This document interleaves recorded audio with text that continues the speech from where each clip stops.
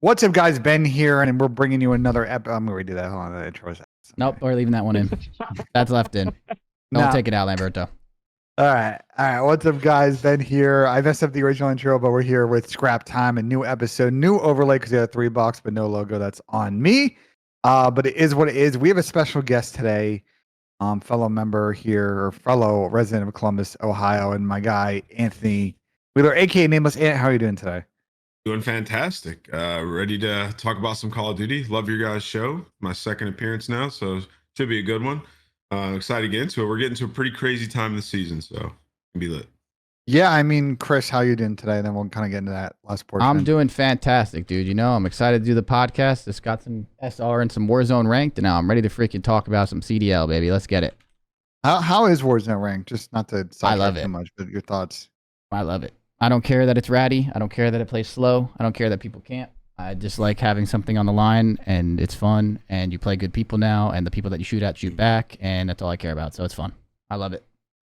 Well, Chris, you heard it. Chris is a cringe gamer and likes to cringe gaming. So absolutely, dude. Listen, I don't care what it is. If you put SR on anything, and I'll play it. And like, obviously, you can probably get better here and there, but I think this is what Warzone's been missing for about 3 years now. So, hey, yeah, I know it's good.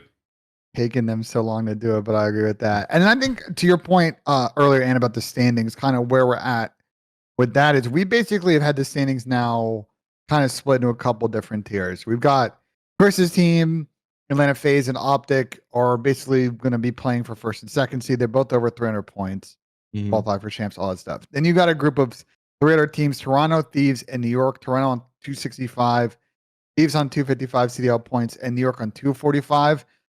None of those teams, I think, unless FaZe and OpTic got rounded, and unlikely scenario, are likely going to be fighting for 3, 4, and 5 spots. I'll go Christine. No, I was doing that on purpose because I want to see something really quick. But you're good. Keep going. It's all good. And basically, I think for those 3 teams, you probably agree, it's basically like they're fighting for the 3rd seed, but they also don't want to then play the other team in that grouping. You know what I mean? Like, you want to get the 3rd seed and not have to be playing the 4 or 5 because you're playing, Thieves or Toronto if you're in New York or something like that. Yeah, kind of. I don't think they look at it like that, Ben. Like, I mean, they're just looking at it to make the most points possible, but like, yeah, well, they're just trying to get better as a team. I mean, I'm not in their camps, but like, I'd imagine if I was like Toronto, Thieves, and New York, I'd just think I'm like, I can be the best team in the game, and it doesn't really matter if I'm playing Surge or Boston. You know what I'm saying? I agree with that. You're gonna need to beat the best to be the best. So, and we always say that like the best time to play a good team is in winners round 1 in any of these tournaments. So I feel you on that. There's no freebies at champs. It's 8 teams. You know what I mean? Like every match, and it's champs. Every match is gonna be a gauntlet. Like I guess you just wouldn't want to play the team that won Major 5 going into champs. That's about it. Yeah, it's a lot of confidence. Yeah. Last year, every winners round 1 a chance went to game 5, right? Ooh, that'd be pretty crazy point if that's true. I can go check. I mean, chat can back me up. I'm pretty sure last year, and at least one went to round 11. That was the Boston one against Thieves. They absolutely tossed. But I'm pretty sure every single one of the winners round 1 went to game 5 last year. To your point, does not. I mean, looking at the 8 teams that can ideally get in, because the next tier is Seattle and 190. They should be safe unless some crazy things happen. 10 points, I think 200 probably gets them 100% in. You got Boston on 180, ROKKR on 160, and Vegas on 150.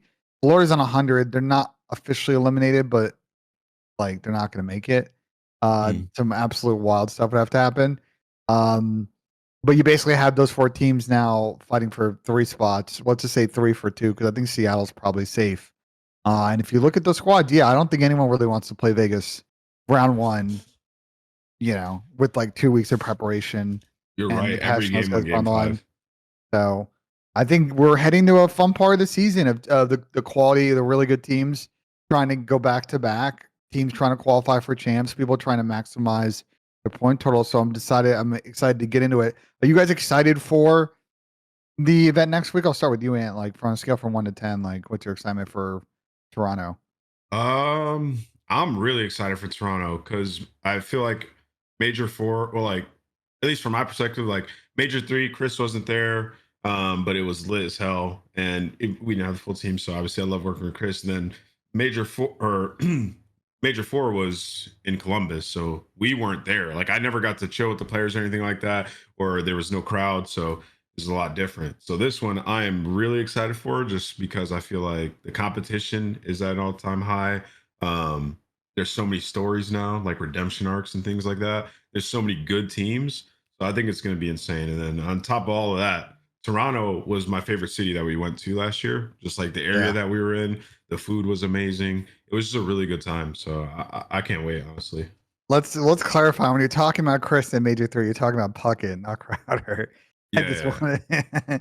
Some people are gonna watch this back and be like, "Wait, was Crowder there?" No, Chris is definitely there. I was there. But yeah, I feel it. That was actually Puckett went to a wedding, and I know he missed out. But I big shout agree. out to Taylor Reflections. He did a really good job. He did a great job. Yeah, I love my boy Chris, so I'm excited to do a major with him again. I ran to Chris at Starbucks last week. Did he tell you about this? No. I'm going because him and I live like around the same area. I was going to we're going to Starbucks on like Friday morning, and like I'm walking in one way, he's walking in the other way with like him and his squad, like his family. It was really funny. Oh, that's awesome. But anyway, I agree with you on the Toronto thing. Last year I thought it was probably the most fun city we went to. Obviously, we had Vegas champs that could be wild, but I think in terms of the major cities this year, this is the one I was like definitely very excited for. Toronto and like springish weather, so there's not snow on the ground. It was great last year. The event was awesome. The fans were awesome. Toronto were really good hosts. And I'm really excited. They're running back, same venue, same area of town. I'm actually flying in like first thing on Monday. Like I'm actually like in a couple days. Just I decided, you know what? If I was gonna spend Monday doing all my video prep, like doing all my videos for the week, like why wouldn't I just do it from the FaZe office in Toronto?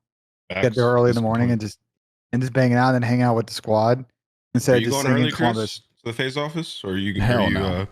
I'm going last as late as possible. I'm the opposite of Ben.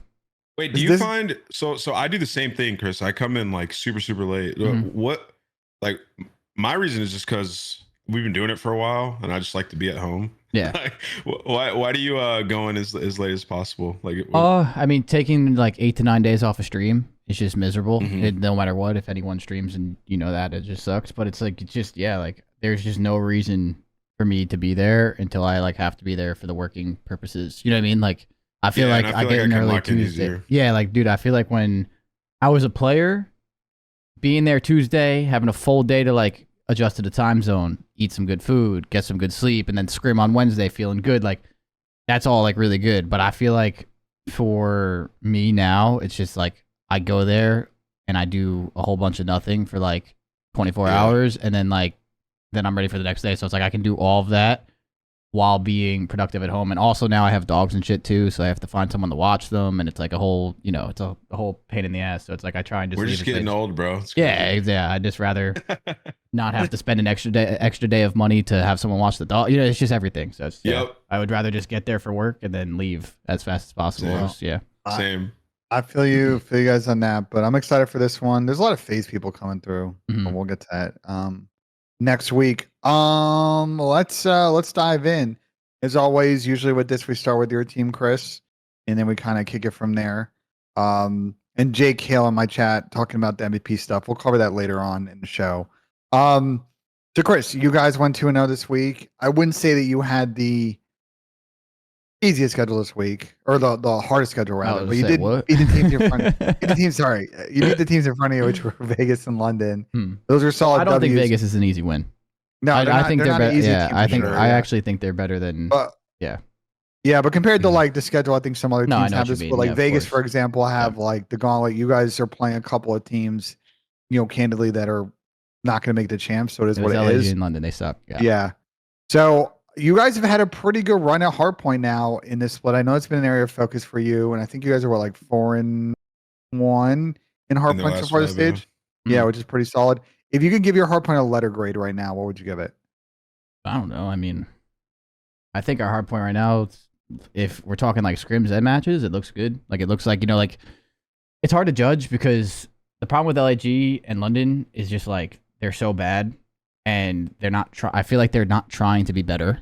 So it's like very hard to judge those teams. That could be so wrong, but I just feel like those teams are so mentally chalked, where I feel like Florida is still in the contention. You said technically, but they're probably not going to make it. But I feel like Florida is like putting the right foot forward type thing. So it's like hard to judge like how good you can play against those two teams because those two teams just seem so like mentally out of it as well as like just kind of down bad, which sucks. But I mean, you put teams in front of us and we beat the teams that we were supposed to be badly. And then we played Vegas very well, who I think isn't the best team in the league, but I do think they're really good. They're also a lot on the line. They've played other teams well. Like, so I don't know. I mean, I don't know if I have a letter grade, but I wouldn't say it's like, you know, it's definitely not S tier. I think we can go 50-50 with the good teams right now in Hardpoint, like, you know, and that's all that really matters. And so I give it like a B+ or like an A- right now, but we still have some things to work on. I think a big focus for us is control too. I think we got to get our control a little bit better.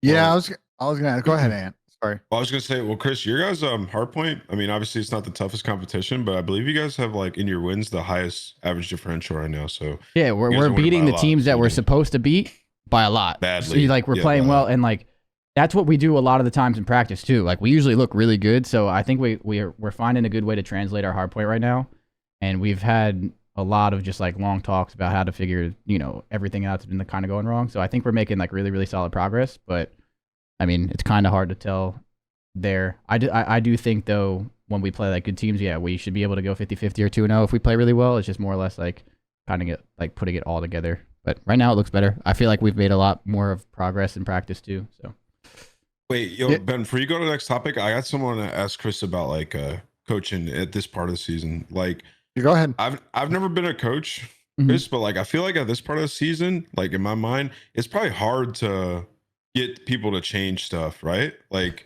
because you're about to enter Major 5, and it's like at this point, it's like you guys know everything, like kind of implement it, at least when it comes to Hardpoint. How are you approaching that now? Because obviously with FaZe, you guys have been at tournaments at least like 50-50 with some teams in Hardpoint. You've had some matchup issues versus OpTic Texas at this point, but how are you approaching sort of some of the respawn woes? I mean, I think a big part of our respawn woes is it's like, yeah, like coaching's weird, right? Because the earlier game, it's kind of like everyone's still like new to the game. You have like so many different ways you can try and play, and like it's still so new. And then like towards the end of the year, people have like their set ways of like how they want to play. I'll say one thing, with how much we've like kind of been up and down in Hardpoint this year, I don't think it's like super hard to like argue the fact that like, hey guys, you know, what we're doing is not really working right now. You know what I mean? So like I don't like, no one on the team has been like, nah, like we're doing everything right, we're just getting unlucky. Like that would be crazy talk. So everyone's like super dedicated to fixing what needs to go differently for our team. So I think that right now is pretty easy for us because of the results this year, where I think like, you know, good. Kind of like last year and like different years, it's like kind of tough to argue because like what we've been doing has been working, so we don't have to change it up that much. And people tend to stress out towards this time. Even you would understand that as a player. Like champs time comes around, like you almost like want to overthink because you really want to be really good, but at the same time you don't want to overthink to the point where like you're like stressing yourself out and just making yourself worse. So you have to like kind of find that balance. But with us right now, it's more or less just like getting on the same page as a team, and also like individually and stuff too. Like I do think like individually playing better and becoming a better teammate and like doing what the team wants you to do is like really underrated. And I think like all of our players have like put a lot of work into like doing that as well. Like talking about like, hey, like, you know, like I think you need to work on this, and that, like as an individual. And I think that all comes collectively together as a team. So that's kind of what we're doing right now. But yeah, when it comes to like changing what we need to do, it's not super hard to argue our results aren't really working, and everyone on the team kind of agrees with that. So that's been a pretty easy point. Now we're just trying to like get it all to come together and get on the same page as players, and then make everyone on the team the best players that they can be and stuff like that too. Yeah, I guess when it's like unanimously agreed upon by the team, like we gotta figure something out, it's probably easy to no one on this team is like, guys, our hard point and control is really good, we're good. Like no one's sitting there saying that. Like it's more or less like trying to figure out the issue of what's causing it to go wrong so often, when like it's not translating fully from scrims. It's like so weird. But you guys might be like, this current year, this current phase in this game might be one of the most unique teams I've ever seen, honestly. It's like something. The ability to get like top 3 despite being, I think you guys are on the season ranked like 8th in hardpoint, like 8th in control, is just insane to me. Oh, like, that's That's wild. I mean, it's been crazy to watch. And a big thing for that though is like I do think a huge solve for our team will be control, because a lot of teams outside of OpTic, OpTic plays this obviously very well. That's it's not a hidden fact there. Not a secret, yeah. Yeah, but like, yeah, not a secret. I don't know why I couldn't get that word out. But like when we play a lot of the teams, like you can go 50-50 in hardpoint, and then you can go 50-50 in search for us, right? It's just that control is a huge swing mode. And of course you want to go 2-0 in hardpoint, you want to be perfect, but I do think control will be a big fix for us too, getting on the same page with that, because that mode's been kind of killing us a little bit too. So yeah, I think definitely also a unique team so far. Chris, you guys also have an insane Game 5 record this season. You guys are like 12.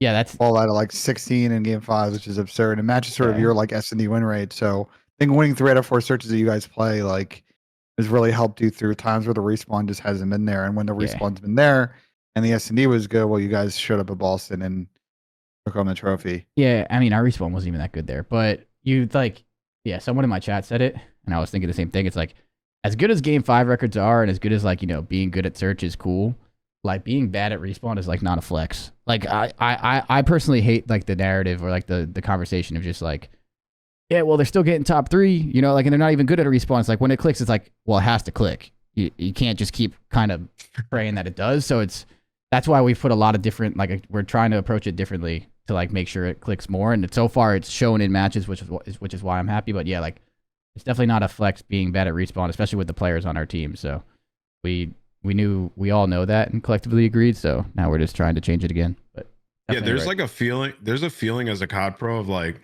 if your team's a good S&D team, you don't feel like you're a good team. No, not at all. You only feel like you're a good team if you're good at hardpoint. Like that's just how it is. It's so weird. Well, because dude, you know how this goes. And this is coming from my team right now. As good as you are at search and destroy, like it is so easy for something to go wrong in search and destroy, and then all of a sudden you're down 0-2, and now you're like, well, now what? You know what I mean? Like search is such a important game mode to be good at, but it is so hard to fully rely on sometimes, because all it takes is like a clutch or 2, or like just one of those 2v3s not to go your way, or just something weird to go wrong, and like you play that round 11 and then boom, you lose, and now you're down 0-2, and that or you don't get the Game 5. So it's like, if you really want to truly be like a dominant team, you have to have a respawn in your pocket like really, really good. So it's not that you feel like you're a bad team, but yeah, you just don't feel like you're like ready to go. It's like kind of like a good example would be like Gen G and Black Ops 4. No one thought those guys were ever going to win. Yeah. Right? Did anyone think when Black Ops 4 Gen G was going to win? Hell fucking no. But that's because they couldn't beat our team, like Thieves or fucking United in respawn. So it's like, yeah, you guys can keep getting second and third. Like, who the fuck cares? That's like kind of why you feel like that, is because if you can't beat a good team in the respawns, where like that's kind of where, consistently speaking, the better team kind of prevails. Like, you don't feel like that. That's why we've been focusing so hard on not relying on search, because that's not what you want to rely on. You have to have both. Yeah, I had a conversation with Damon. I was talking about it was like OpTic Nation team and Ghost is very similar. Like that team. No one thought those guys were going to win. Yeah, but no one thought that like when they got to a grand final, their really lack of solid play and like Dom was going to help them out. So. Not at all. And if you were like and for us, we were like a solid search team in that game, so we just felt uber confident going up. Oh, same here. When we played those guys too, it's like, listen, we're already up 1-0. We're going to win one of the searches because like we're not a bad team. Like, dude, even with how good we are, it's like, dude, yeah, you put a good team on the other side, they could beat you in a search. You know, so it's like, we're probably going to win a search. Like, these guys have basically no chance to beat us. Unless, like, they pull out some crazy respawn miracle. And that's, like, what you want to avoid at all times. You just don't feel like you're going to consistently win with that method. So, yeah. Cool. Well, let's move on. As always, we'll start talking about a couple of teams. And this is a preface. Like, if we don't talk about your team for a long time, we're trying to cover as many teams as we can. If you're a London LAG fan, we'll cover it. But anyway, let's start with OpTic. They had a 2-0 week. Absolutely. Well, I don't would say they fried TL. I think the series was close-ish, but OpTic never looked like they were going to slip on any of those maps. And then they played Boston, and it was a pretty fun series. Boston ended up taking a hotel control. I think Beans just went crazy on that map at the end. And Boston just found fun ways to lose in the other 3 maps, which has sort of been our complaint about Boston. But either way, OpTic got it done. They've had to grind out a couple of these series online, but they look like the clear favorite. Do you agree, Ann? Is that kind of your assessment? Wait, You think Optic's Yeah, number one I'm right so now? confused. Wait, were you right talking now. about? Wait, were you Yeah, talking about Boston or Oh, Seattle? sorry, man? Toronto. My bad. Okay, I was My gonna bad. say Toronto. like because you said so- beans, and I'm sitting there. I'm like, bro, am I fucking going crazy right now? Like, No. I was like, Nah, so check it. Nah. I was talking about Toronto. My bad, but okay, Okay. same thing applies. I think in that series with Toronto, they had an opportunity, I think, to win map one in that series, Toronto, and they kind of trolled on that last rotation on the last P2. Yep. that was Mercado, But right? The embassy, yeah, it was Yeah. Mercado, and then the embassy, if I remember, was pretty close. But like that's, bro. When I've noticed, Chris, and obviously you don't need to speak on this too much if you don't want to tip your hand. OpTic have gotten really good at the fast speed like your team did, but I feel like people just don't like counter OpTic into getting office control and really like asking questions to their ARs or really sitting over in that post plant. I've watched Florida and Toronto now kind of play this map against teams that play a similar style, and I feel like the easiest counter when you're on defense, if you just can't get any like prevent them from playing ball on B, is like pushing elsewhere on the map, and they wait until like 10th round to try it. And by that chance, it's like a blowout. So I think either way, my question to you is like, do you think OpTic's kind of the favorite, heavy favorite for this event? And like, what else, if they're the favorite, they need to work on to try and finally translate this success they've had with Dan into an actual event win? Yeah, I mean, OpTic's playing fantastic. I Yeah. will say, like, they've won a shit ton of S&Ds by like 1 or 2 rounds, which is pretty wild, but they're getting it done. So, obviously good there. Hardpoint, like, they're just a tough matchup for anybody. They have lockdown maps. You know what I mean? Like, they have 2 maps They that got they're three, basically bro. unbeatable on. They got Yeah, 3. They, really. they have the trifecta of Hotel, Mercado, and Fortress. Literally. Yeah. When did they pick up Dan? It was It's- Major 3, Stage 3, like after the second match. Yeah. And then Yeah. so, yeah, right now they're 8-0 in Fortress, 8-2 in Hotel, and 11-1 in Mercado. So it's like you can't do one of the like, oh well, we'll ban this map and play one and get one in the series. Like you're still playing 2 of them most likely. You're playing 2, yeah. And it's like a lot of teams, like, I don't know. And even like the way that these maps play is like, even if you get the edge in them, like they can make it scrappy on a map like Mercado and like Fortress. It's crazy. And then Hotel, like they're really good at that one too, which is technically, I guess you look at it like it's a more structured map and maybe you want to take them there. It's like, no, there's so many times like where Shotzi's just making a huge play. Dude, he is so good at that map.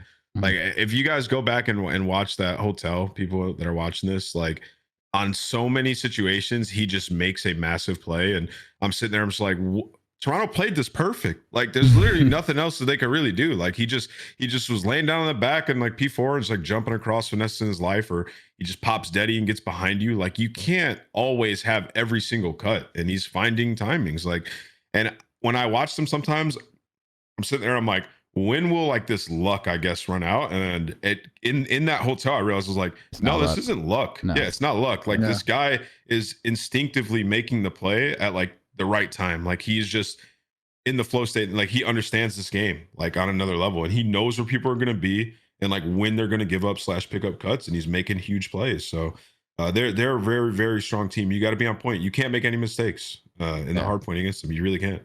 Yeah, they punish hard. I think my only thing with OpTic, I would say this is like super nitpicky, very nitpicky. Like the one map mode combo, I think for them that there's opportunity for other teams is still S&D Hotel. I think that they've played it a couple times this split. They played a couple times last split. And like the last 3 or 4 times, I think they've been pretty beatable on that map. I think Vegas probably should have beat them this major on it. They lost it to Thieves in the grand final. And I think Seattle had opportunities earlier last weekend to get it done. So I think that's like the last map, but they're going to go to Embassy. They're going to go to Embassy Search now. So I think they have options if they want to just kind of not go down the Hotel S&D route when they get to land. I don't play this game competitively, but Embassy S&D has got to be way different on land, Ben. It just has to be. That map is like. I'm faded. I'm faded again. They beat Thieves on. How's it, bro? Go ahead. They're 7-3 on Hotel S&D right now. Oh, I'm so my like, bad. I would say I feel like, bro, he's talking I'm about Hotel S&D and like they're being beatable, and I can't read spreadsheets right now, bro. That's their best S&D on paper. Yeah, they're pretty good at that map. That's like it is taking this Embassy point. I was letting you rock, bro. Why? Listen. You're just trying to hate on OpTic right now. That's what you're doing. That's what you're doing. Don't start this shit, bro. Don't start this no, shit. that was trying to point out something. I can't read. they're pretty fucking good everywhere. That's, Like they're a good team, flat out, plain good. and simple. Right now, they a look team. good. I will say they did obviously the event before the last. The S&D hotel was probably the swing in that series against Toronto. At the major where they ran into issues after they lost to Hydra and they trolled a couple rounds. But I got to get better reading spreadsheets. Oh my god, I'm screwing up on the show. But I agree with you, Chris. I think they're rounded across most of the maps and modes. And at this point, you guys probably agree, it's really about just kind of doing what they're doing online. They haven't lost an online match since like at the end of March, just doing that at the event, making the run, getting the winners finals, winning, getting the grand finals, winning, and then lifting the trophy and getting ready for champs. Yeah, I mean, yeah, they look good. Go ahead, Chris. No, I was just gonna say, like, I feel like right now, someone said like OpTic's like not OpTic's only, but OpTic's good online. Like, I mean, they got second twice. They fell short, but I think they're just overall right now a good team. I think they're expanding their map pool. Like, I don't know. I feel like there's not too much to talk about in the sense other than the fact that they're just getting better at everything they're doing. I even feel like their silo controls slightly got a little better too. I know they were talking about like working on that, but I think if you're gonna try and nitpick OpTic, it would be their control out of anything. But I still think, I still think they're still pretty good at that too. Like, I think getting it done, as much as people want to say like the online or LAN thing, which is a little, again, I feel like some people just like to hate, but like winning an event is also just not just because like you're good at these modes. Like when you show up to the finals too, like the other team, I've always said this, the other team that makes it to the finals, no matter who it is usually playing really good Call of Duty as well.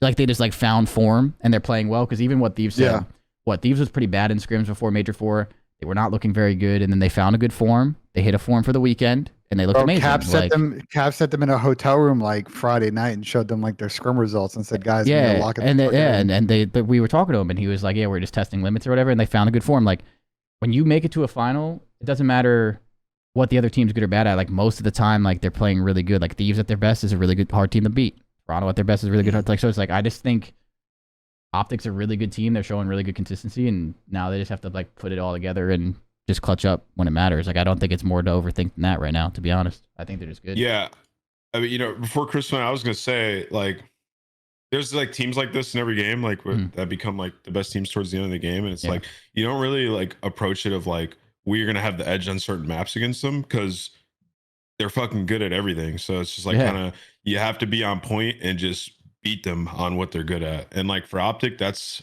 what's happened kind of in the finals. I would say that Toronto, the one that they played against Toronto, like OpTic was very new, and Toronto they were still new. That's what I was gonna say. Yeah, they were still new. They didn't have their control down. Like I think that one was more of a all right. Like this team is still like figuring stuff out. But I think the Major 4 was just like that was two good ass teams squaring up and like yeah. And like at this point, like OpTic's good at Expo now because I'm looking back and I'm like I remember like Thieves was the best Expo team at this point, and I mean still maybe, but they beat them on that map. And then if you look at the series, like everybody played great on Thieves, like they were just on point. And when Thieves hit that mode, like it's a square up. And if you guys remember, like Shotzi and Hook were like they had kind of run out of gas. I felt like in the last like 2 matches.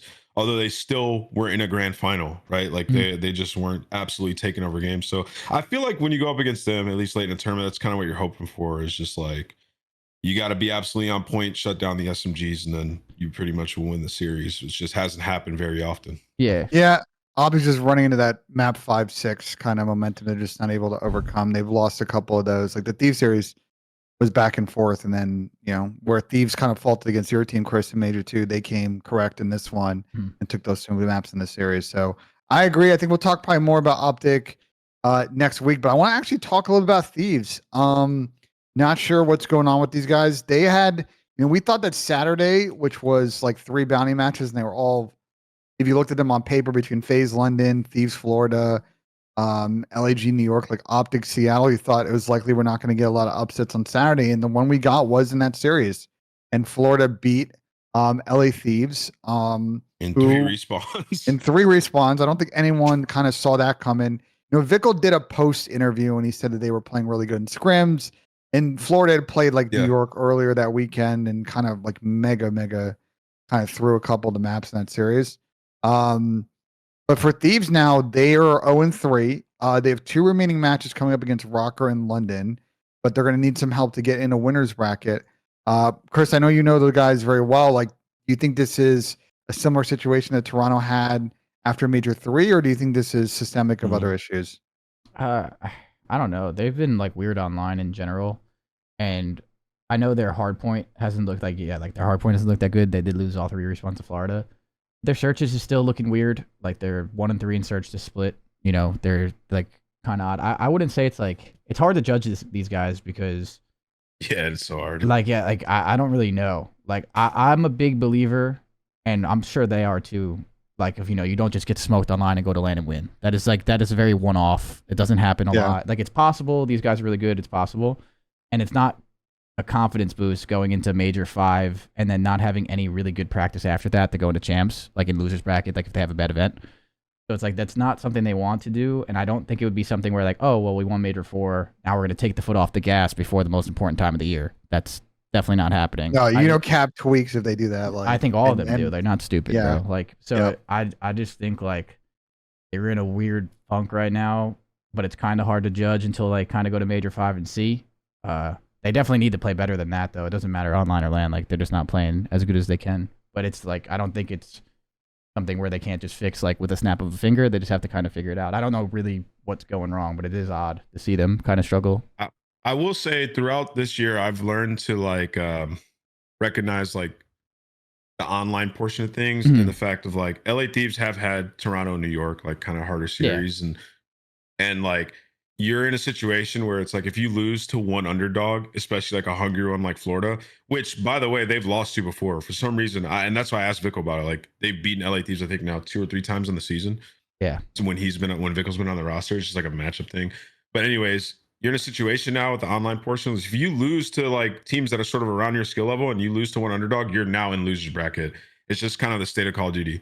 And like it is unusual to go 5-0, 4-1. Like teams have been doing that. Like OpTic's been doing that, FaZe has been doing that, but like you have to be absolutely on point and like it's tough to do is what I'm getting at. So for LA Thieves, I mean, you lose a game 5 to New York and obviously Toronto came back very, very strong. They're a hard matchup, a championship team. Yeah. And you lost to underdog Florida. Obviously, you have to perform better than that, but it's a tough environment, and they can still make it into winners. Yeah, that's all that matters. Better now and later. That's what I was gonna say. Is like, bro, like at the end of the day, the online matches are literally just get to winners, and that's all that matters. So that if they could do that, they still are in a completely fine spot.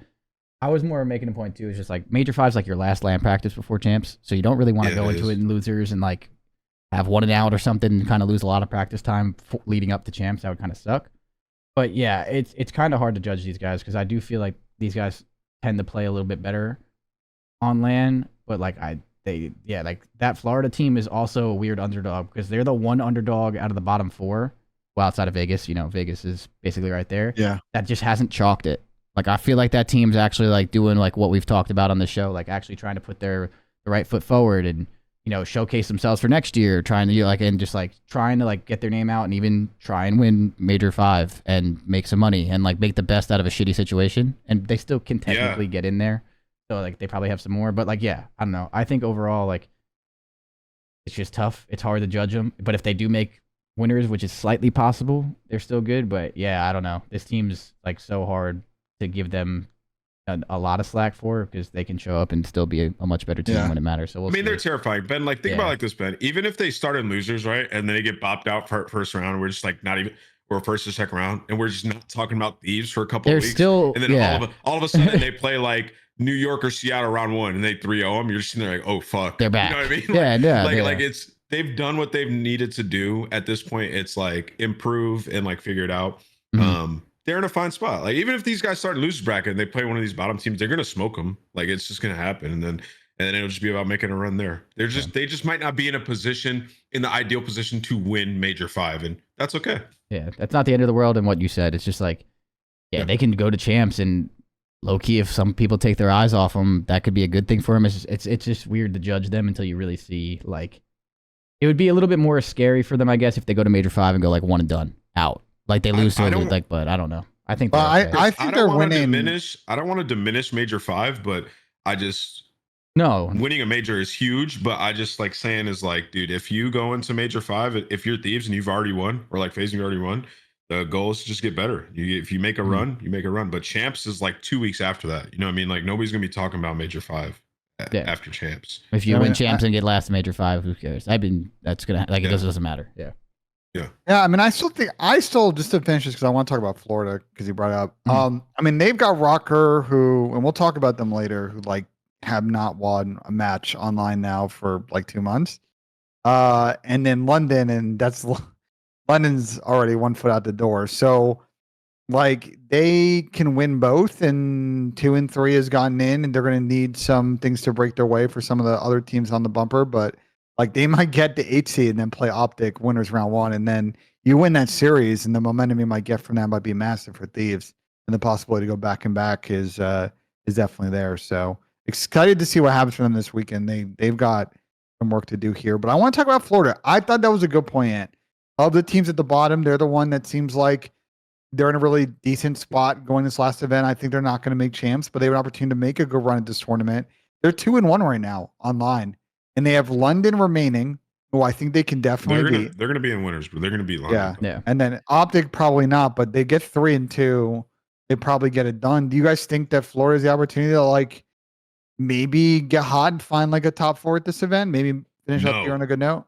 They are not getting top 4. I mean, I won't say they're not. I don't. In my humble opinion, I don't think that they can get a top 4 placing. What do you think they can get? I look at Florida like this, like. They're all right. They're solid. And they love playing into like the underdog.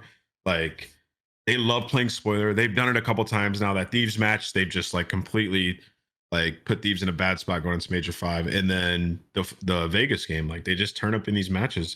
I mean, they're S&D threat with players who can take over and respawn at times. So like that's like the recipe to be a spoiler squad.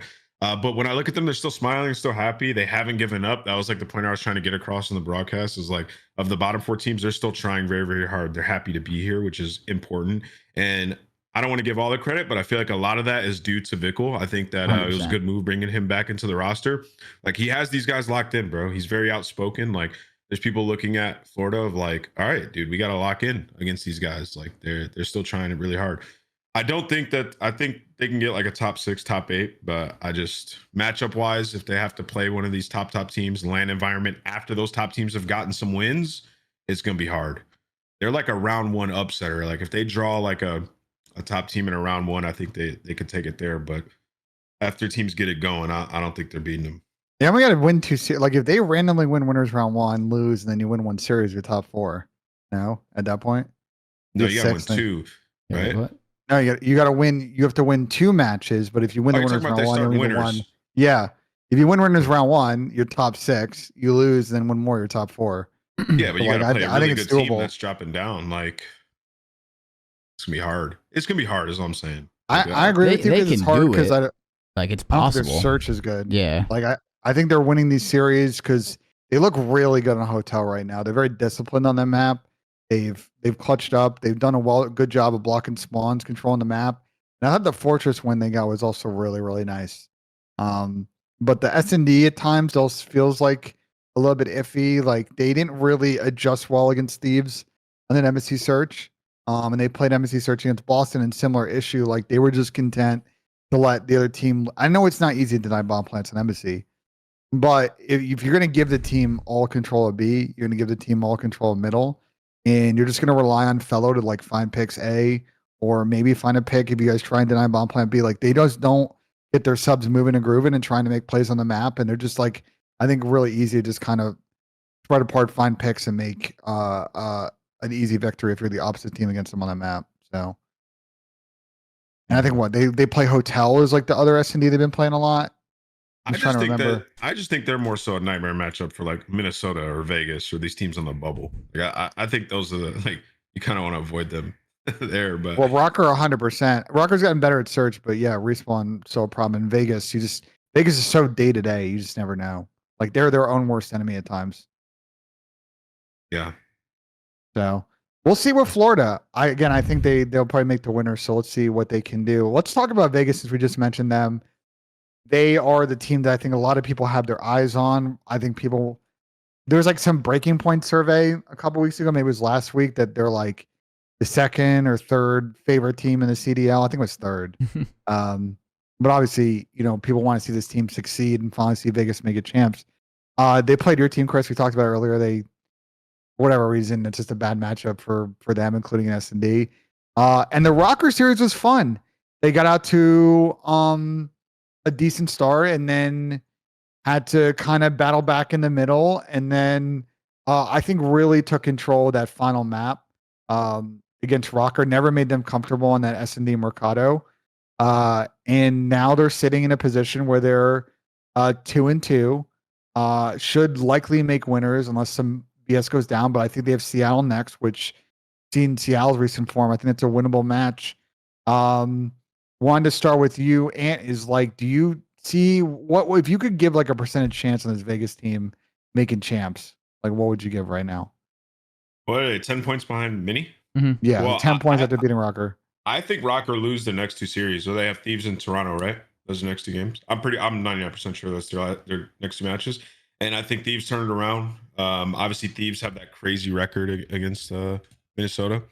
So I think they beat them. And then Toronto's on point right now. They're looking like the championship contender, like real deal. So ROKKR starts in LB, and I think Vegas starts in winners. So I think Vegas starting in winners, learn from their mistakes last event.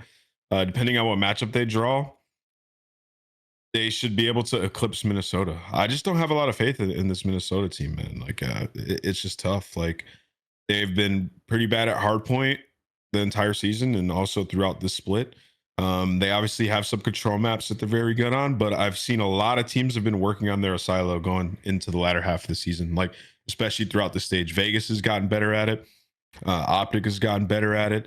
New York has gotten better at it. So like that map is, I don't know if it's going to continue to be a lockdown map versus a majority of the teams. Yeah. So if they don't even have a guaranteed like game mode in a series, like it's going to be really, really hard. So it's not impossible because they have a 10-point lead, but I have Vegas eclipsing them. I think they have more things in their favor at the moment. What do you think, Chris? I agree. Only thing that scares me about Vegas is just how they performed on LAN last event. They like looked so good. They had so much like the honeymoon phase with Standy. They got the lane power that they've been looking for all year and all this stuff, and then they kind of just like fell flat on their face. I'm hoping kind of what Ant said, like they learn from the mistakes. They kind of know like what happened, keep the confidence up. Like maybe there's a little more pressure on the line that kind of helps them, especially someone like Clay. I feel like Clay is someone, if you want someone on your team in a moment like this, I feel like Clay is definitely one of them. Like he's definitely a top name that's like pretty good in these kind of moments. So it's hard to count him out. They did scare me with Major 4, like because they look a little bit better online and stuff now. Like, but I don't know. I think this Minnesota team is weird. I would have more faith in this Vegas team than the Minnesota team right now, especially with those two matches coming up. I think it's Minnesota is not looking like they're in a good place for the last two. Vegas can probably sneak out some more than that, like better than them. And then on top of that, like the major, like Vegas looks a little bit more promising. So I hope we get like a crazy matchup somehow though, where they play each other at the major or something. That would be wild. Like to eliminate. Oh my god, that would be fucking. Guys, crazy. another factor is like the crowd is going to be on Vegas' side, bro. Oh, unless they're playing 100%. Unless they're playing OpTic, the crowd is going to be on their side, and well, that's bigger than just like crowd favorites. Because I talked to Donnie and he was telling me like at the last major it was really hard for them to play because it was like a different environment, but two, they felt like they get pretty toxic. Like I've been in their scrim room. It's just how they operate. Yeah, it's just how they operate. Like I watched them scrim on LAN, and they didn't want to like yell and shit at each other because they had like you guys behind them, Ben, and then they had like Scump them behind them. And Donnie was like, I got people looking over my shoulder and shit. Like it's just weird. No, that was definitely not a major environment. Like it was a major, and it was obviously LAN, and the better teams won, and all that stuff. The individual PPA. That did not. Nothing about that felt like a major. Even like after you lost, it was really hard to find like a place to even talk about it without getting like toxic or loud about it, because what are you gonna do?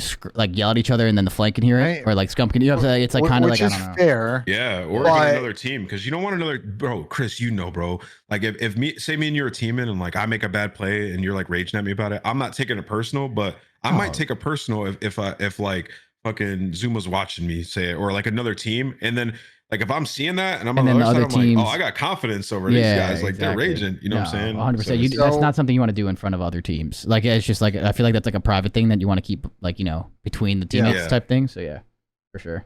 So all I'll say to that is I agree. Vegas was definitely Major Four wasn't great. Obviously, all the teams had to deal with the team environment. It wasn't like how this event's going to be. I haven't seen the floor plan for this event, but I assume it's similar to last year, where like for the most part, most of the teams are going to have their own like locker room in the ice arena. But I mean, I agree. I trust Vegas when I do ROKKR. I mean, Clay had a really tough couple of maps in the middle of that series. Who dropped double digits last map against ROKKR was Clay. So he's always going to ice up in these situations. Minnesota hasn't done any favors with this battle for the North stuff. They're going to come to Toronto, and this is probably one of the more hostile environments they can play in a given year because of the nature of that kind of rivalry the last couple of years. And for ROKKR, there's a crazy stat that someone put in my chat. ROKKR online since Major 1, this is not counting the home series events. Since Major 1, they are 2 for 13 online. They have only won 2 out of 15 matches they have played. Wow. Since Major 1 online. And they've been benefited by the 3 out of 4 they went in the home series. So these 2 matches are really massive for ROKKR, starting in losers and hoping that Vegas don't win one match, because if they win a match and you're tied on points with them, well, you got to win 2 for the one that they win there. And then to your point, and it could get to a position where maybe they play each other for like top 4 to potentially make it to the champs. That would be kind of a crazy match to have theoretically on like Saturday. So curious to see if that plays out that way, but I think we all probably agree that Vegas. script writers, please. We need that match. I will lose it if it happens, bro. I will lose it. So, let's talk about Toronto. They have looked pretty good so far. This split. They did play OpTic this weekend and lost, but I think it was similar to the Thieves series versus OpTic last major cycle, where I don't think Toronto played particularly bad. They lost to OpTic. I think the maps were fairly close in that series. So I don't think there's too many tears on the Toronto side. And we talked to Scrappy also that weekend, and I think he was just like, was what was. I didn't think we played that bad. Good VOD, and we move on. How are you guys feeling about Toronto going this event? Chris, you feel they're one of the contenders up with your squad? Definitely. I think they're definitely a contender. They look really good. I mean, they lost a tough match to Texas. I think Texas also looks incredible right now. We kind of just talked about them. So like, I think they're a team that should show up to this event. They have the home crowd. Like, they should be an absolute threat to anyone that they play, no matter who it is. And they show up and play as best as they can, they're going to be really good. I think Scrap has been playing incredible. I right now I'm just like looking at his stats for Major 5. His hard his hard point KD is a 1.3, and obviously kill death is not like the only thing that matters. His kills per 10 minutes right now in hard point is 30. Go look at his damage, bro. It's ridiculous. Dude, like, bro, like he's playing out of his fucking mind. And yeah, it's online matches. Things can change on LAN. He's been playing well on LAN all year. But I think with the crowd and him playing like that, that's a very hard team to beat just because of how good he is. So it's like, I think right now they're a contender. They look good. Keep doing their thing. Keep getting better. And I think they're fine. Like, overall, I think this home series for them is huge. Chris, I'm pretty sure he's on pace to like set records for like best stage ever. Because I was looking at in comparison. Yeah. Obviously, it's like inflated from other games that have more engagements and stuff. But for the disparity between best performance in this game to what he's doing right now, if he keeps this up, is insane. He's number 1 in hardpoint damage. It's like 3,500 next to Cell with 3,100. It's just ridiculous, dude. And this is unbelievable because it's like across the board. And he's been consistently doing that. And now he's getting more input from like Hixie, which is huge. Hixie played great versus OpTic. Like, he played really good. So I'm excited to see Toronto in front of the home crowd, bro. They have bounced back pretty hard. They've had a not easy schedule as well. I'm looking at it right now. Yeah. Like, they 3-0'd Seattle, beat LA Thieves, and played OpTic super tight. So yeah, I want to see that matchup versus you guys again. I think that Atlanta and Toronto series are bangers. They're usually pretty good. Yeah, no, they look great to me. I think we've seen so many Atlanta FaZe Toronto series the last. Yeah, we've played them a lot. I know. CDL. 3 years, man. Like, how many you guys played them insane amount of times in Cold War? You played them an insane amount of times last year, and then you guys played 6 times already this year. So yeah, we played them a bunch. Dude? Like the difference, it's so weird. Like you guys play Toronto so good, and then it's just such it's like such a matchup thing. You guys play Thieves well too, right? Like, do you know We- what your record is versus Thieves? I don't No, know but what I it think is. it's positive. I'm You guys pretty are sure. I'm pretty. 3-2, I think. Well, maybe this year. I think this year it's Yeah. either even or positive, just like overall. Yeah, no, we definitely play Thieves better than like obviously we play fucking OpTic, and then we play Yeah. Toronto better. Yeah, no. Matchups are 100% a thing too. I feel like this game. Always. I feel like this game's weird because if you look at like right now, I guess the number 1 and 2 team, right? You had OpTic in second place where they lost to Thieves, but Thieves looks good. OpTic looks like probably the best consistently, but they're like 2 totally different teams in my opinion. I feel Yeah, like they are. OpTic and LA Thieves are both really, really, really fucking good in their own right, and like they match up weird against each other. Like I think like play styles in this game, there's a couple of different ways you can get away with being like disgusting at the game, and I think like even like Toronto, I feel like Toronto is like a whole different play style than the way like OpTic is. Like I don't know, like I think Toronto's system of having Scrap as their flex as like one of the most aggressive fucking players in the game Yeah, he's too. aggressive. Like dude, like he's dropping like crazy numbers statistically, but also getting like their second most engagements, like right behind Kleenex. That's crazy. You know, Yeah. like it's like I think just in general, so like their style is different. Like I think the styles and matchups and everything else that goes with it is just a huge factor. So yeah, no, I don't know how that's like weird how this game works. Well, it's like yeah, it's weird, but there are some things that like Toronto and OpTic do a little similar in terms of course, like there's always going to be the similarities that like you kind of have to have. Like to just be maybe good. like their thesis in the respawn is just kind of like Insight and Ghosty are like hyper focused on like yes, time. Yes. Time Like and that- blocking and like yeah, like one of the two, like they're always like holding it fucking down, I feel like, yeah. Yeah, and it just allows Scrap to go crazy, or allows on the other side, OpTic, it allows like Shotzi or Hook to just go fucking rogue. Whereas I feel like you guys and Thieves aren't like, you guys play it different. Like Thieves doesn't have anybody like hard focus time, and Well, I feel like Sam from what I Sam noticed- gets a lot of time. No? I feel like yeah, Sam this year has He 90 does, second but- per 10. He has 90 second or 86 seconds per 10 and the rest of them have 60, 60 and 43. Like maybe I'm wrong about that, but when I watch it, just doesn't feel like he's. I don't know if he's like hyper-focused on it. hyper focused on it, but he definitely ends up getting the most. But like it just Yeah, I don't know. I feel like that consistency, that recipe is like really important. I think that's It really is, important. Yeah. Like that allows people like Kenny and Envoy or Shotzi and Hook specifically for that team are obviously running around like fucking madmen. So someone's got to do it, and it's not going to be Shotzi or Hook. So yeah. But yeah, let's have this conversation now because I think it's natural. I agree. Scrap's been insane this split. He's been really good all He's been year. insane all year. Yeah. This guy was chirping during the offseason. I'm glad to see that he put up with the scrap talk, smack talk that he had in the offseason. So that's good to see. He always roasts me about my COD playing abilities, but whatever. Don't care. Yeah, you should. You do suck. Okay. Anyway, I want to talk about the MVP race because he's kind of worked his way into that conversation. I thought the last couple of years the MVP race usually come down to like 1 or 2 people. This year, I think it's completely wide open at the moment.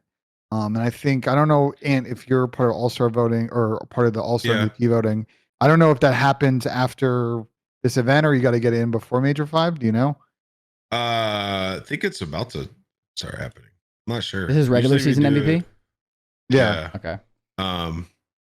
Yeah, I mean, I can't like super comment on it because I haven't like looked at all the different players and like figured out, but obviously some of the criteria is like having to have had some runs in tournaments, things of that nature, been consistent. Scrap might be the front runner, but we'll cross that bridge when it's time. But I think he's been incredible this entire season. Yeah, it's hard, bro, because like you have to take everything into account, and like Yeah. there's a lot of players who've done some crazy shit. Like Abizi is obviously in that discussion. I would Sam? even argue. I would even argue. Yeah, Sam. I would also argue. Hydra is in that discussion too.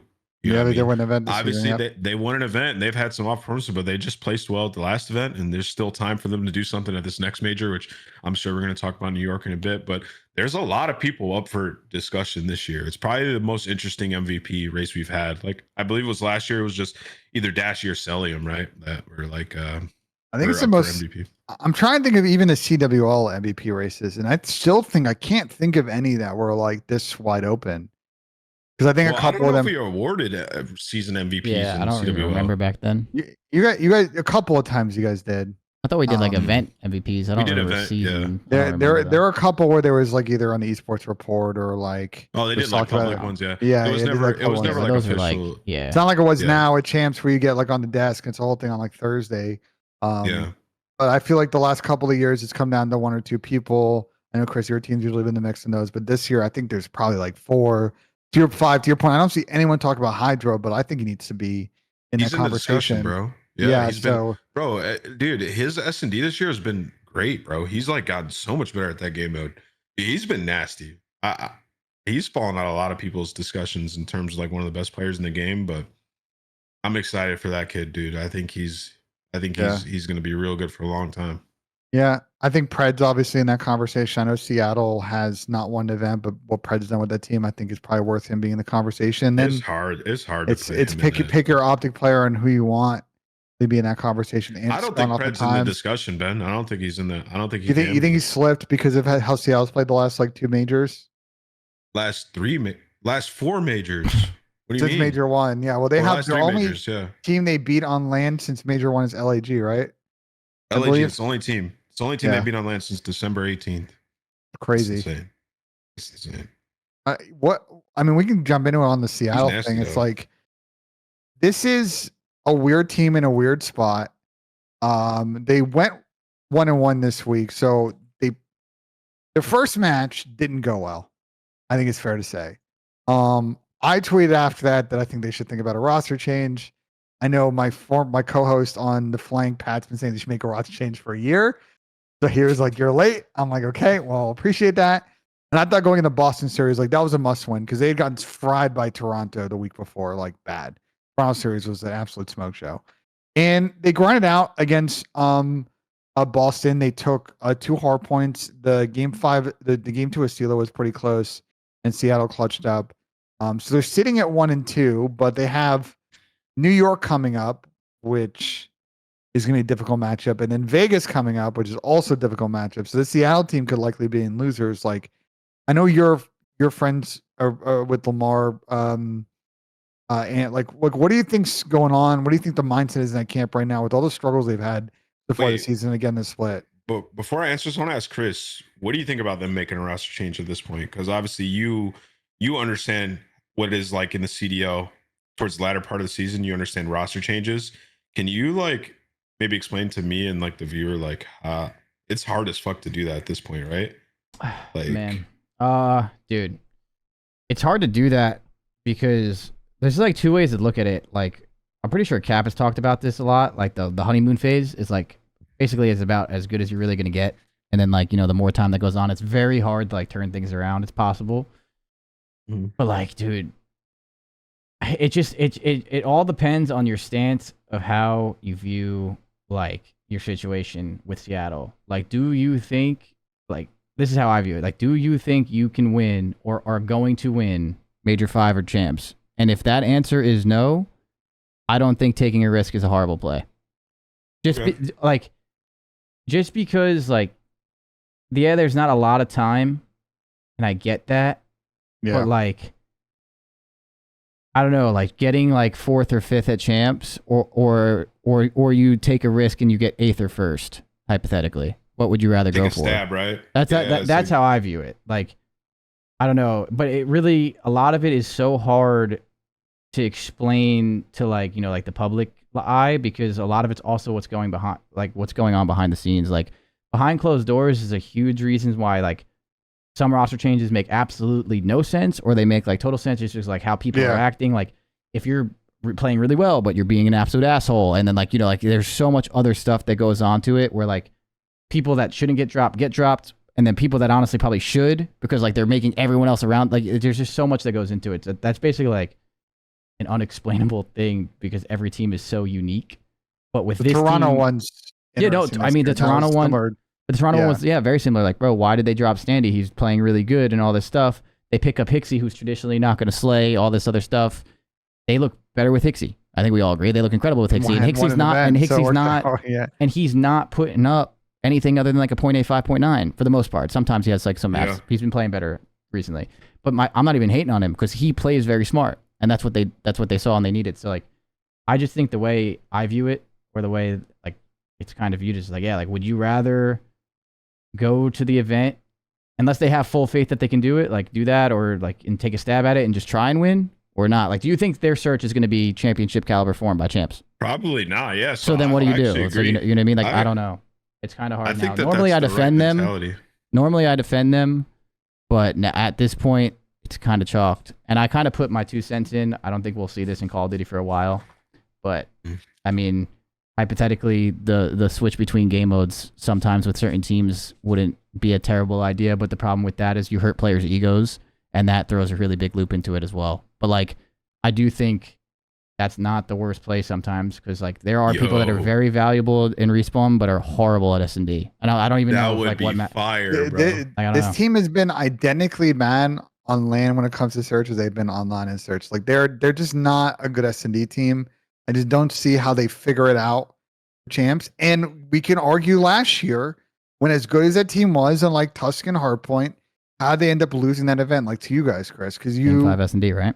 Game 5 S&D, you guys exploited their inability to really hold middle on that map, the lack of confidence, and you guys were able to make plays. And I think it's not the same issue because you guys aren't playing Tuscan again. No, but like they do have sort of a one-dimensional search game at times, and it hasn't worked out. They've really struggled in on offense to really execute well and also win the rounds where they actually get first bloods. Like they have a very similar problem to Thieves do, where they do lose and throw away a lot of 4v3s. Like I just don't see that getting better. And I am, you know me, bro, Chris. I've been down for the S&D sub thing for a minute. I think it's hard worth to do. potentially trying with Gwyn. Yeah. I agree. It definitely is hard with people's personalities and just understanding that maybe your shortcoming in that game mode means that as a team we need to make this sacrifice. But I just don't see Seattle as a team right now that's factoring in any kind of winners conversation for either major 5 or champs. Nah. It's hard. There's no way. It's just so hard to like continuously give them faith, because I do think they're a good team. Last year was a little different because they showed a lot more promise last year. I feel like that Seattle team showed a lot more promise than this year. They did. And like, I don't know what's fully going on. I do think Mac is way better than he's playing. I know a lot of people have highlighted Mac specifically this year because he's not doing the best, but like, I do think they play a really tough system where like his gameplay does get affected a lot. So there's a world where they're trying to fix that too. And if you can get better at Mac, like that's important. I also think like the way Call of Duty is viewed right now for that system of what we're talking about, Ben, like it's really hard because as much as you think that like on paper switching that would make sense, like your ego gets hurt. A lot of people don't view the system of COD or just like how you're playing right now. Like I'm on this team to win. You know what I mean? Like in traditional sports, if you're a bench player, you're coming off the bench with the fucking fire. You know what I mean? Like trying to fucking do everything. You know what I mean? Like that is what you're trying to do. You're trying to win your team the fucking game. And like teams that have like really good bench players usually go really far or win. I think COD doesn't view. It's so hard. It's not bro. like it's just it's so different. So it's like on paper that makes sense, but it's really hard to do. So like it's hard to make that comparison to pro sports or college. Bro, you would need people to put their egos like so to the side, bro. Because like if I come in an S&D and I drop 15, I'm like, motherfucker, I'm staying in for this. Yeah, let me get my Can I control in. here? Yeah, like, I'll be like, I'm staying in for the control. Like I don't know what you guys are talking about. You know what I'm saying? And then it's like one of those things also where it's like you then can get that weird situation where you're competing for the starter spot. So it's I don't know, like that would be really hard. Yeah, it's a flip on mindset from like pro sports because everything's about these existing team brands and strong coaches that have been coaching for 20 years. It doesn't exist like that in esports and the ego sacrifice. So yeah, I mean, I feel you guys about Seattle. I think the other thing to consider too with this team that they've had to deal with, which I think is not unprecedented, but it definitely was a common thing this season, is just all of the shit around Pred and Dante about what happens in the off season. That's been their contracts up. They unrestricted after at the end. I think they're all free. I think so. I don't know. But... So that leads to what we should talk about is like, if you're Seattle, do you try to like do some like new shit, like maybe go get like loan Nero or something. Like if they're not going to put him in for champs from Boston, or maybe try to make moves right now, like grab players from some teams, like make a play on Loan? London, give them some money. Like what I'm saying is like there's a lot of players that are going to be free, or players that are on the bench that aren't going to play at champs that are going to be free, and you're just sitting there paying them if you're some of these other organizations. Like for example, London, if they don't make it into champs, you know what I'm saying? It's like maybe we could sell Asim now, right? And like make a play and make recoup some of our cash. Like I don't know if he's free next year, but I just think there are opportunities to have these sort of discussions with some of these organizations. So what's the roster like? Chris, you know the roster lock situation? Like at what point can't you not make starting bench decisions? No idea. And, like sign the CDL contracts. Literally no idea. I think I we would briefly talked about this last episode. I have no clue. I would assume if we're me making a league, I would assume once you submit your roster for this major that it should be that. So they would have You should definitely not be able to go to Major 5, lose, and then make another change before champs. That would be ridiculous. So you'd have to decide now. I don't know if loans are possible in the world of CDL and how CDL contracts work. That's a interesting question for people at the league and teams if that's something you could actually pull off. But like if you're Seattle, I like the thought process. Why wouldn't you go and talk to London and be like, yo, can we buy Asim out of his contract? You know what I mean? Like why wouldn't that be one of your main? It might be hard because I think London's not even. So this is a London thing, right? To your example, London's maneuver they have done is they sign people to 2-year deals. In year 2 is like a massive salary increase and the team option they never pick up. So it doesn't matter anyway because 2 weeks after champs, Asim is going to be a free agent. So to your point, you can say, well, we'll just take on his salary hold for the next the 6 weeks plus some money. London and gets money. London gets cash for Asim at which this I'm agreeing. I'm agreeing with you. And I'm just trying to explain they the thought get nothing process. for him in 2 weeks. Yeah. Well, there's no thought process there on London's side. It's like you're not going to qualify for champs. If you're not going to re-sign him, then it's like, I don't know, you can get money right now. I don't know. I feel like down to Seattle to the biggest question. Even with Florida, like if I'm Seattle, I go and try to grab Havoc, right? Like I try to drop a bag, and I don't know what his contract situation's like. It's like if they're in that camp, if they've given up, like in terms of like what they're gonna do, if like putting Gwyn or something, there's some other players out there that could improve your team too. I don't know. I just never understood why people don't try to explore those situations, like get ahead of the offseason kind of. I agree. We've seen teams during this period make some interesting personnel moves, like the pickups that ROKKR did last year. Like they picked up Fame last year. Did they not before the New York Major? I don't even remember. I don't know. I don't remember. That was the player they picked up, and obviously now he's in the starting lineup. So I think that kind of Real or something. I don't remember if it was Real or Fame. Someone in chat knows, was it Real or Fame the one that picked up before New York? I don't remember. I don't remember who it was. It might have been Real. I don't know. I don't remember. Either way, I like your thinking it, but it comes down to players wanting to actually or someone wanting to actually make this decision. Because I think you're kind of running back a team that's on its last legs. Obviously, any one of these teams are theoretically talented enough that maybe you get hot like Seattle did at the last Toronto event and you win. It is what it is, or like LEG last year. But I think likely they're not. And I think to all of our probably agreement, they're probably right now in the top 6 or top 8 spot. And is that good enough? Like, do you want to try and win, or do you want to have this regret of, well, we probably should have made the move because we knew we were in the back of our minds going to have the best chance of winning without. So I'm just curious to see how they manage. I don't think that there's this next weekend. I don't think that there's anything hard stopping these orgs from kind of doing what we were just talking about. I just think that nobody's taken the initiative to try it. Mm-hmm. Like I think if Seattle really, really tried and was willing to spend a little bit of coin, they could get a pretty solid player. That's the big thing right there, is how much are they willing to spend? Like that's kind of where it goes. Like, do they think spending that that money is even worth getting certain players and stuff? It just depends on who you're going for. It can't be that much though. Like London doesn't have that much leverage if they're not necessarily, because the London thing is this, right? Do we know if London's going to be seeing that rebrands? We know that KOI talked about it last year and the league said, nah, like you guys are too late. Are they going to do it? And that would change any personnel decisions they want to do if they're going to become a Spanish team. They don't exactly have infinite leverage to ask for $50,000 for ASIM. It's going to be a small amount because the league year, the contract's over in what's the middle of May now. You're paying best 6-8 weeks of salary. Not that much money. And with Florida, I mean, there's rumors that they're like selling or merging or whatever, like the Heretics thing. So it's Yeah. like, who knows what's going on there? They might be like looking to sell all their players going forward, right? So they're probably sitting there happy that their team's performing well and impressing some of these other teams, and Havoc's just sitting on the bench. So I'm not sure the status of like his mental health and stuff because I know he's taking a break, but he's been streaming, so he's definitely out there. Um, I just don't know if Colt. Do you think Colt would be the one? Like for the way that their system, Yes, we they just talked play. about search and destroy, did we not? He's a perfect player to give a stab at and try. I know there's like not a lot of people who are super high on him, but he can he can at least win them some S&Ds. He's not going to make them get smoked in hardpoint, but he's going to win them some searches.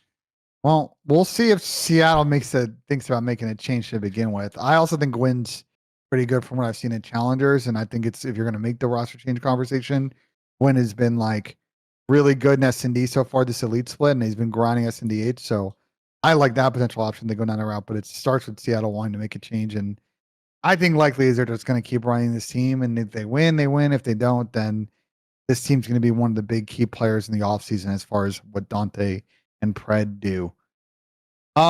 Let's talk one of the remaining teams we got. We just talked about Seattle. Let's chat about New York. They were one of the teams that only had one match this week as it works in the CDL. We have 3 match weeks. You play 2 matches on 2 of the weeks and 1 on the other one, and this is the one where New York had 1. And they didn't exactly have the hardest matchup on planet Earth. They played LAG. Ricky here, LAG. They played pretty solid. They 3-0'd them. I want to start with you, Chris. Do you think that New York is going to be one of the contenders, one of the factor teams going into this Major 5, coming off a pretty good run in Major 4 in that momentum? Or do you think they're just going to kind of get lost in the pack of sort of like top 6, top 8? I mean, I think New York always has a chance. Their biggest thing is just being consistent. I think they played LA Thieves well. They won their match, whatever. I feel like LA Thieves kind of trolled that match, but still they beat LA Thieves like I don't know. I think they're a team that could be a threat. It just really depends on like kind of what version of them you get. I do think what Ant you were saying about Hydra this year. I think Hydra's been like incredible, like the entire year. So I feel like, if he comes out and plays his game with the team that he has around them, I think they're definitely a high possibility of them doing well. I think they at least get top 6. It just depends on the rest of who they match up against, and so on from that is where they kind of go. Yo, Chris. What? Listen, I know you can't dish out too much gas, but can we talk about how good this guy's been in S&D, bro? Hydra? He's been so good at search, bro. Like He's been aside great. from like a couple players, he might be the best S&D player right now. Like he's up unreal. there. I haven't talked about it at all, but I'm gonna give a shout out to the coaching staff as well, because like Hydra's got to be kind of crazy to deal with. Like obviously, that guy had a massive ego, and it seems like it's gotten better now. So shout out to that whole org. I hope that they do well. They're a team that like they've stayed the course throughout, even though they've had a lot of struggles, and they've had some heartbreaking moments. I mean, you guys fucking 1v3'd and 1v4'd them back to back to knock them out of a tournament. New York, I feel like they're in a good spot. Like their ability to like lose, bounce back, and get stronger is pretty good. They're just like they're probably the weakest of all you guys in the contention. I would say. Weakest is like a correct term, but I feel like it's not the best though. It's like I feel like it's like just the most inconsistent. I feel like sometimes they can come out and they look like really, really good sometimes, but then like they look like so weird. Like they play us very well in respawn. I don't know. Like they have it in them. I just think it's kind of getting it all together. So I think they at least get top 6, and then just depending on what you get from there kind of happens. But yeah, no, I think Hydra's been incredible. Like he's definitely one of the best S&D players right now. He's been playing very well. I think he comes out hot. Priesta as well. I do think Priesta's like a streaky player too, where if he's playing really, really good, like he's like super annoying to like play against. He plays really, really correct and also very talented. So there's so much to it. So yeah, I think they come out pretty hot. Though. Yeah, it's a matchup thing with them. You know what I mean? Like they got top 4 and they won. I think it was back-to-back of Silos. I don't remember versus what teams it was, but they beat Minnesota on one, I think, or they beat 2 teams back-to-back on a Silo. It was Vegas and someone else, and they had a good running. So if they can figure out Expo, I know they just recently played it, got cooked on that map, so they gotta just be good at that game mode. I'm confident in them going like 1-1 in the other modes. Yeah, This point versus most they teams. got hurt hard by the fortress control removal. Yeah, they did. Like they were the one team because they were the one team that had that weird outlier record on the map. Like they ended up going 8-1 in fortress control this season. The next nearest team was Boston 6-3. And we were talking on the flank. We're like, bro, like this team's got to make sure they get good at 2 other control maps because they're gonna run into a problem. And they just haven't yet figured out on a CeeLo. Because people just don't want to scrub with them on hotels. So if they do, and they to your point about S&D, like Hydra's been good, but they have trolled some searches that they can work on some of the decision making issues they've had at times on, especially hotel S&D. Yeah, maybe on Ben, paper they're the weaker of the contenders, but they can be in the mix. If you take out like those 1v4s, like if they win that game they're supposed to win, I think they're like one top 3 at the tournament, and then on top of that, they would have been like 8-1 now, or 7-1 in their last like 8 or 9 S&Ds, Yeah. which is crazy. I mean, we'll they see. looked good against Vegas. Like Vegas one of the best Mercado search teams. Like they battled hard with them online. That hotel S&D they played against. Well, dude, they almost set a Thieves? record on a CeeLo S&D. They almost beat our record versus SB at Ghost Champs. They like everybody had a donut going in round 6. Just Like insane.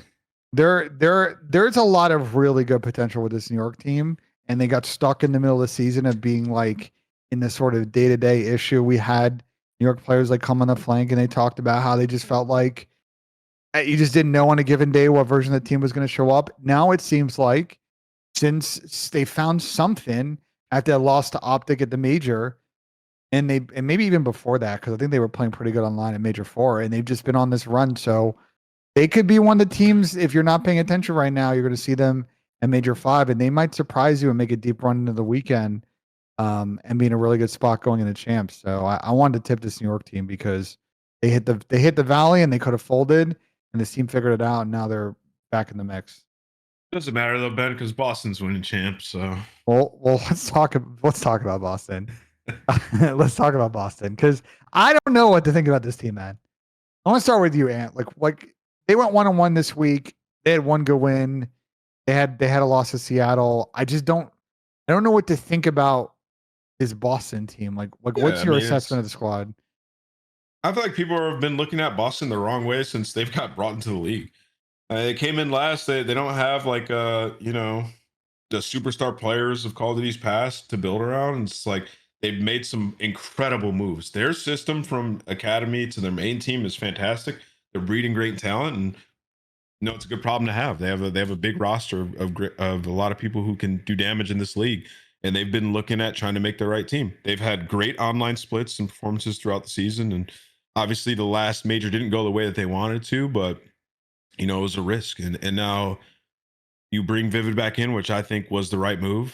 I don't think he should have ever really gotten dropped down, but trial and error, you figure out that Kremp's a dog, and now you commit to this team for the rest of the season, and you let these guys develop. Like people just have to remember, like, these are all young players and they're figuring it out versus like world champs. Like all the teams that they're competing against, like that are on their level or above them, are world championship squads. They either have rings or they've won multiple events. Thank you for making this point. I got in a huge argument on the flank all about this. I'm like, bro, like, because I didn't mean to cut you off. It's like, dude, this Boston team is a lot of talent, but go look at the players on Thieves, FaZe, OpTic, even like in New York, and even a team like say Seattle, and how long those players have been playing, how many times they've won on land, how many rings that those teams have. Like Boston doesn't have the experience on paper those other teams do. Go ahead. Yeah, 100%. Like, I mean, your most experienced player is Vivid. You know what I'm saying? So it's like people are trying to figure out how to like fill that void, fill that role as like a leader, and they're working through their issues. I think that they've done a great job. I'll be honest. I think they have a lot of talent, fostering good players over there. And at this point, and another way to look at it positive is like they are a solid squad that has the potential to make a very deep run. I don't think we should be looking at Boston like, oh, they lost another tournament, they're knocked out. It's like, how far can they go in a tournament? You know what I mean? It's like, it's not a bad thing if this team places top 4. I think that's very good in the current ecosystem of Call of Duty. Here's my issue, and I want to bring you in, Chris. They've been very good online, comparable to FaZe Online, Toronto Online, OpTic Online. but I think on land they have a losing record this season. And I know obviously Major won, Bigway got sick, yada yada yada. Like Chris, do you think like maybe this is a team that depending on how this season goes, that they may need to think about bringing in someone with a little bit more experience next season to try and like someone like maybe what they were thinking with Zen to try and figure out how to get this team to the 7th gear that they haven't quite yet hit? Probably. I mean, I will say to what Ant's point was, like, I'm a big believer in like, the newer players with a lot of talent, are really important to have on your team. A lot of players make their career off of that, like what Lamar was doing or is doing. Yeah. And you've been bringing younger players even when you were a player, like in your career. I mean, my career extended probably 3 or 4 years because of that. You're the best at that. But that's my thing.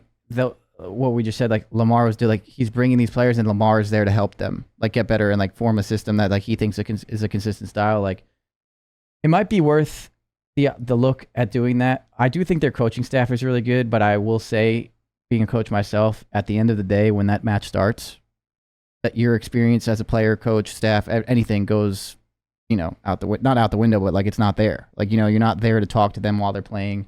And I think a huge highlight of that experience is like communication, and like in those tough moments, like you really learn from all those big matches. Like, Ant, would you agree? Like, as you were playing, like even when we were like way younger, every big main stage moment that you failed at, that you lost, you know what I mean? Like, you lost to complexity, you lost to those big teams. Like, it sucks, it stings, but like you kind of sit there and you're like, damn, like in this moment or that moment, like if I just played this like that, like more consistently, like or like anything of that, like you kind of learn from it.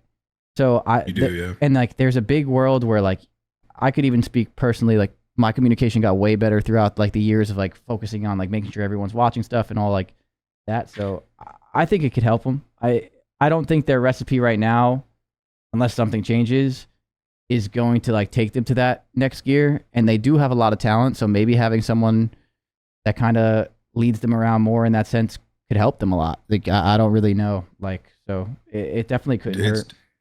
It's underrated. Bro. It's underrated. I mean, I think a lot of teams. Diet optic. Yeah, a lot of teams that do really well. I know Ghosty is new, but I don't know. Is this true? Hasn't Ghosty been around a long time? Like a pretty long time?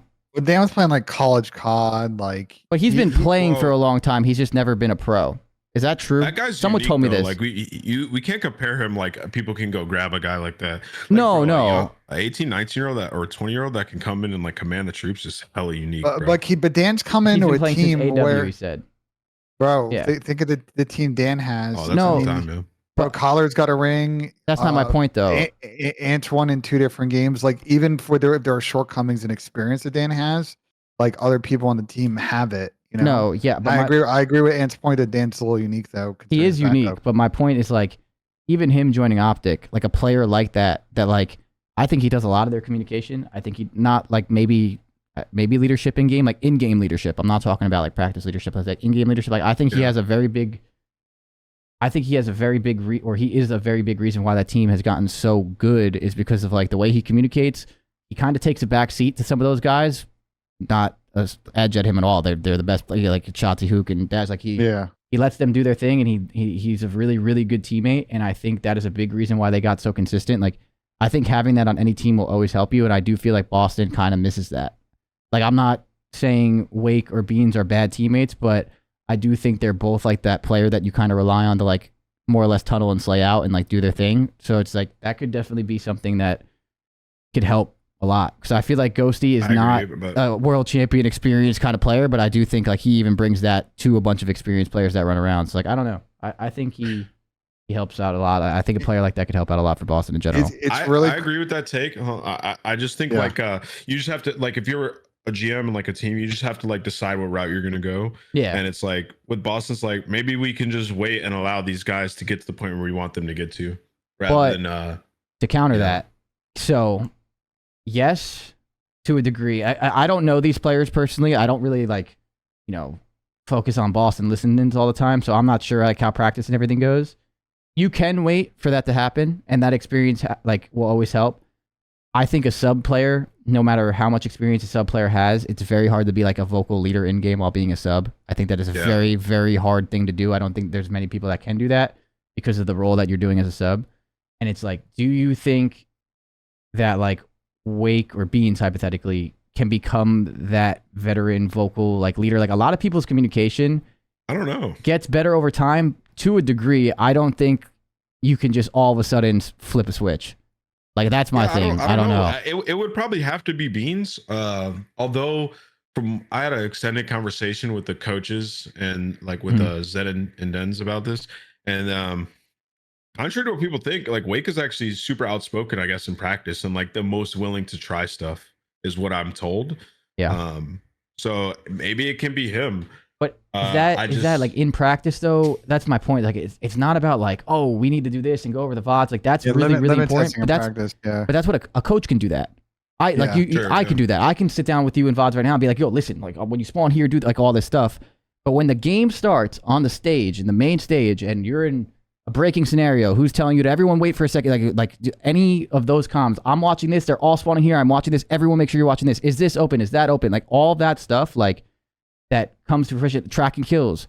Who are we missing? Is this guy behind us? Is this like we just killed that guy? He's off spawn. He's over here. Like all that stuff is what makes teams elite, in my opinion. I think what you're saying is they need a winner. They need a winner with a winner's mindset to like kind of push them to that next level. And I think that's really underrated. And I feel like a lot of teams like try and find the best balance of that, and that usually helps out a lot. So it's like, yeah, I feel like that's kind of where I'm getting at, where it's not about like, you know, like, oh, like can they be better teammates in practice and stuff. It's just like on that stage when, you know, the game starts, I just feel like there's certain people that just kind of have the natural ability to be a good communicator. You can get better, but to become like that, like a Clayster, I don't think you can just like, do you think Wake, I don't know him enough to really make this like actual guess, but do you think like someone like Wake could communicate like Clay does?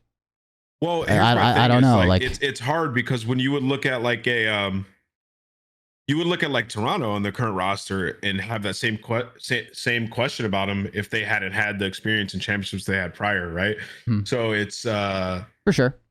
Like you know what I mean? Like it just takes time.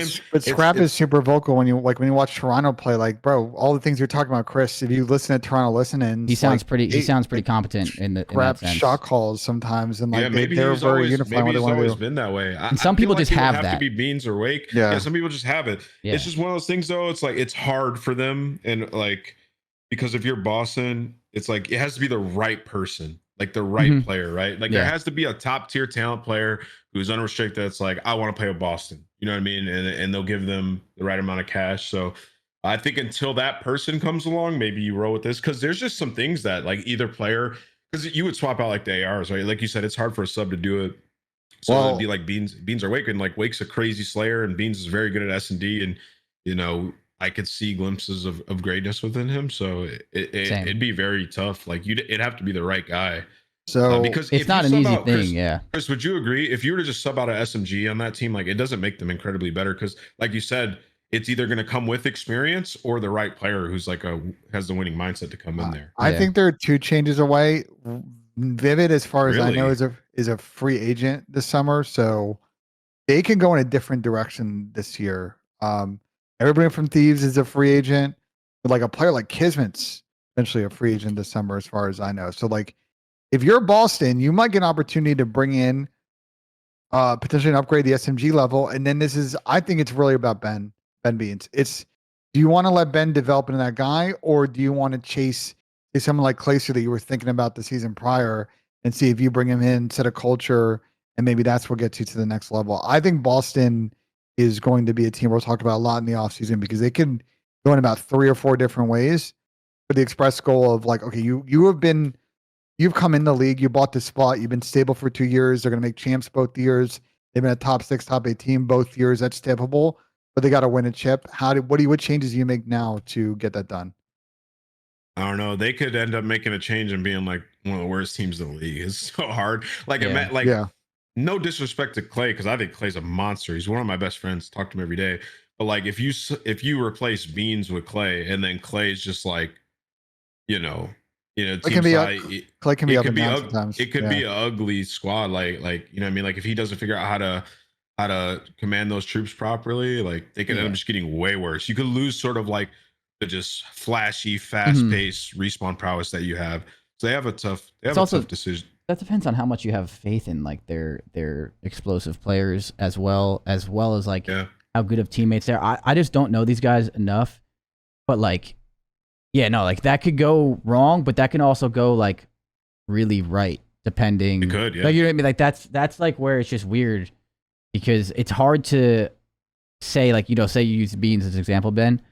I don't know if he can become that guy that just like takes over the team in the game. That is something that I feel is very hard to like just learn. I don't know. I feel like a lot of players that have that aren't like, they don't learn that. They have it and then they get better at it over time. Like, I don't think, like, Clay was not like a mute that didn't really talk and all of a sudden is now just like a vocal, you know, like, you know what I mean? Like, Sam wasn't always just a mute and then got, he probably, like, I feel like a lot of people like that are just good at it to start and then get better.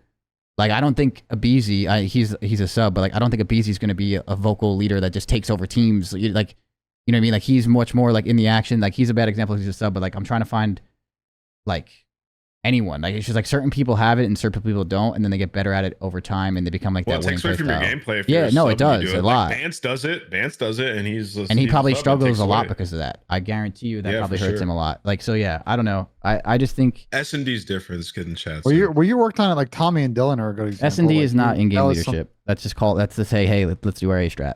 Yeah. Like, and then sometimes like in a 2v2, like, yo, let's wrap the rotating there. Like, that's like reading, that's instincts. I'm talking about like in a 10-minute hard point.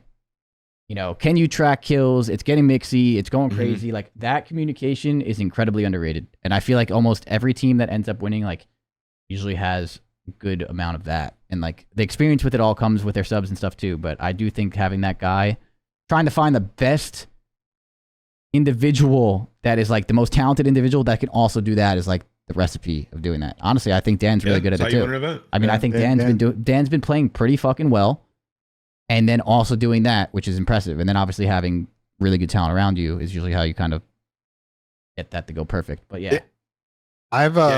You need that guy that's like, when you're orchestrating a break, just be like, all right, guys, you chow, and then I'll follow up. And they just instantly trust you. Or like, you come pick up back rock. Like, they don't have that. I don't see Beans or Wake doing that. And a lot of subs tunnel too. A lot of subs tunnel vision because, and like, how do you break their tunnel vision? You know, like, how do you... Crep is king tunnel.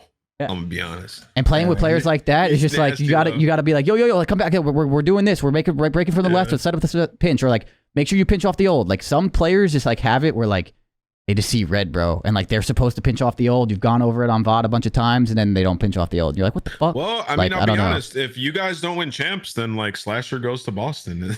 Here we go. He's like the ideal player for Boston, like as their, you know, like. But just the final thought, Chris, is like, what? Again, the comms thing is like, you got to do it for all 10 or 12 of those minutes. If you let off your gas for 2 minutes, that's how the other team goes on a 70-point run, and you get smoked. Yeah, no, that's what I mean. Like, there are a lot of players that are capable of doing it. Those players are so important. Or garbage time at the end of the map, but in the middle they fuck it up, and then that's why their teams can never get to the next level. So I'm very curious to see what Boston's another team that like. This is going to be a very interesting 6 weeks for them, because I think they're capable of like pulling like what a ROKKR did in the Cold War season and maybe be a factor in Major 5, maybe get top 4 champs, or they could just kind of be one of the teams that pulls up the champs and they're hitting the roulette table on Friday night because they're out of it. They got top 8. Like, it is what it is. So I'm curious to see what happens there. I wanted to just kind of wrap up before we take any question from the chat and also talk about the schedule. I wanted to expand on something that was discussed here slightly during this show, and I've been talking about it a bit on stream about coaches and comms on stage. We're doing this again. We talked about it on the last show, but I want to get Ant's perspective on it. Especially we talked about a team like Boston that maybe, you know, has some leadership things. What do you feel about maybe the CDL looking at next season about allowing coaches to say, be able to talk to their team in between rounds and search, between rounds of control? Do you think that's worth exploring? I don't know, man. It's hard. Like, I think if you could like call a timeout, like then maybe, you know, in S&D or in control, like get an extended break in between rounds. but it kind of be OP, bro. I'm not gonna lie. It'd be, yeah, no, I'm a hard no. I think that would be like super OP. I think like it's not like the coach can like be in a headset on the floor with LeBron or when LeBron's in the sideline. You know, it's like hard. Like, But the it's coaches, hard to the players compare. can hear the coaches yelling, giving them hand signals. I understand. I understand, but it's different with baseball. a headset, bro. You know what I mean? Like if I'm on a headset, I can literally just be I am literally the overlord. Like for Chris, for example, he's had a ton of experience. He knows everything and everything when it comes to Call of Duty, and he has all 4 perspectives in front of him. Like the guy is gonna be OP as fuck. Bro, there would never be a spawn or a person untracked ever again for my players. If that would be ridiculous. My point is that No. so here's my position on it, which is like we're talking about respawn, like hell no. But I'm saying for like Coaches can't hear S&D, comms. Sorry. like I'm just saying in S&D, like would you guys be open to either during a timeout or only in between the rounds of S&D where coaches could get, I don't know, 10 words into their players? I or was whatever. gonna think say it like a should half a always sentence, like go B. Yeah. That's my thing. It's like maybe in between rounds you have like a literally a 5-second gap to like be like, yo, they're going B, go B, go. Like if you were able to call timeout, Crystal, that'd be god. no, Like if you could timeout's call cool. like a Timeout's cool. like 2 of those series, but I If mean, we can have John in the coaching timeout, COD it'd be is- dope. Right? Like if That'd you be like sick. you're down 0-2 in control, and it's like, all right, I'm using Or my that, timeout yeah. here. You get 5 minutes. Like, all right, guys, calm the fuck down. We're 5 gonna slow minutes their is momentum 5 down. minutes is too long, bro. No, You can't get I know. started Sure, five whatever. minutes I was just timeout. throwing 2 a number minutes, out. 1 minute, yeah, whatever it is, yeah. Yeah, Yeah, but- that would be I that'd be don't know. great. I like just, that. What you're saying? You're saying 1 per series or 2 per series? And you can use either controller. Probably one. One- Otherwise, two- a broadcast then Yeah. adds 4 hours. To Yeah, I was gonna broadcast, say, bro, timeouts and We're delays gonna go and back shit. to Yeah, go back bro. to the desk with Ant during this fucking timeout and see what he's thinking. Nah. I don't know. Listen, I would love to be able to talk to my players when they play hardpoint and shit. I've said it so many times, like while I'm sitting in the dugout, I'm like, damn, bro, if I could just, like talk while they're playing, I think it would be awesome. But at the same time, I think that just like, I think the skill of what we were just saying, of the Claysters, the Lamars, like all those, like the Dan Ghosts, like everyone that is really good at communicating and playing the game and also not getting shit on, like I think it is such a underrated and super valuable skill that a lot of players cannot do. There is a lot of people in the league that flat out cannot do that. Plain and simple. Like they can't. And I think having a coach be a bailout in the middle of a hard point and all of that is really dumb. And as much as I would love to be able to do so, I would love that. I do think like it's ridiculous. A timeout or something in control or search, I don't mind that. That's like not the worst. But I think like Chris, being able to track kills and spawns and all that stuff is literally a skill that you'd just be taking away. Like I don't know. Chris, it's probably really hard for like people to understand that haven't played, but like It's probably impossible. bro, like, and the only way that I can maybe kind of try to translate it to you guys is like, bro, when I watch Call of Duty, it's fucking way easier than playing, like way easier. I can sit up here and critique a play all day, like when I'm sitting back watching it, because I'm not thinking about everything that I should be doing on the map. I'm just watching another guy and like seeing what he's just doing. went left. Yeah. Right? It's like, wait, you just got a 2-piece here. Like you're not sitting there like, I just shit on this guy. All right, now I got to pick this up. You know what I'm saying? Like you're not thinking about the streak. Like you're thinking about so much as a player. When you watch, you're not thinking about all that shit. So I think it would be hella OP if you got the right guy standing behind him. Like, yeah, dude. Like just like so many things. Even specialists back in the day, like people used to forget commonly to switch the flak jacket when someone would have a war machine, and everyone in the chat would be like, "What the fuck? Just switch the flak jacket." Like people tunnel vision. And that, like, sometimes, like, that tunnel vision is why they're so good. But at the same time, like, that is a skill of managing everything else that's going on while also playing the game, or having someone manage it for you while also taking a backseat. Like, there's, like, different ways you go by it. Like, that is an actual Chris, skill. think about the timing, bro. Think about little timings. Like, think of, like, I don't know. Think of, like, Slasher's snake in top dome, right? And then, like, off a BZ dies in hill, you see it from his perspective off rip. And then Simp's getting ready to spawn. You go, Simp, no hesitation, run and just chow hill for Slasher right now. You know what I mean? And it's just like, oh shit, like the timing is completely different now. If he was gonna stop and like throw stuns or nades or whatever, like it changes it so much because you have every perspective. Like you can see that there's nobody in the hill. So Simp, don't throw any stuns or nades, just beeline it towards hill. Like it changes so many situations. Like all of that. It would be the timings, bro. easy. Spawns, tracking spawns, like how many times like you get a kill at the end of the hill and be like, yo, that guy's gonna spawn out. You're in a 3-on-4 right now. You're in a 3-on-4. Push, that guy's spawning behind you. Like, bro, if anyone doesn't have to think like that and say that and like, or just make sure they hear it,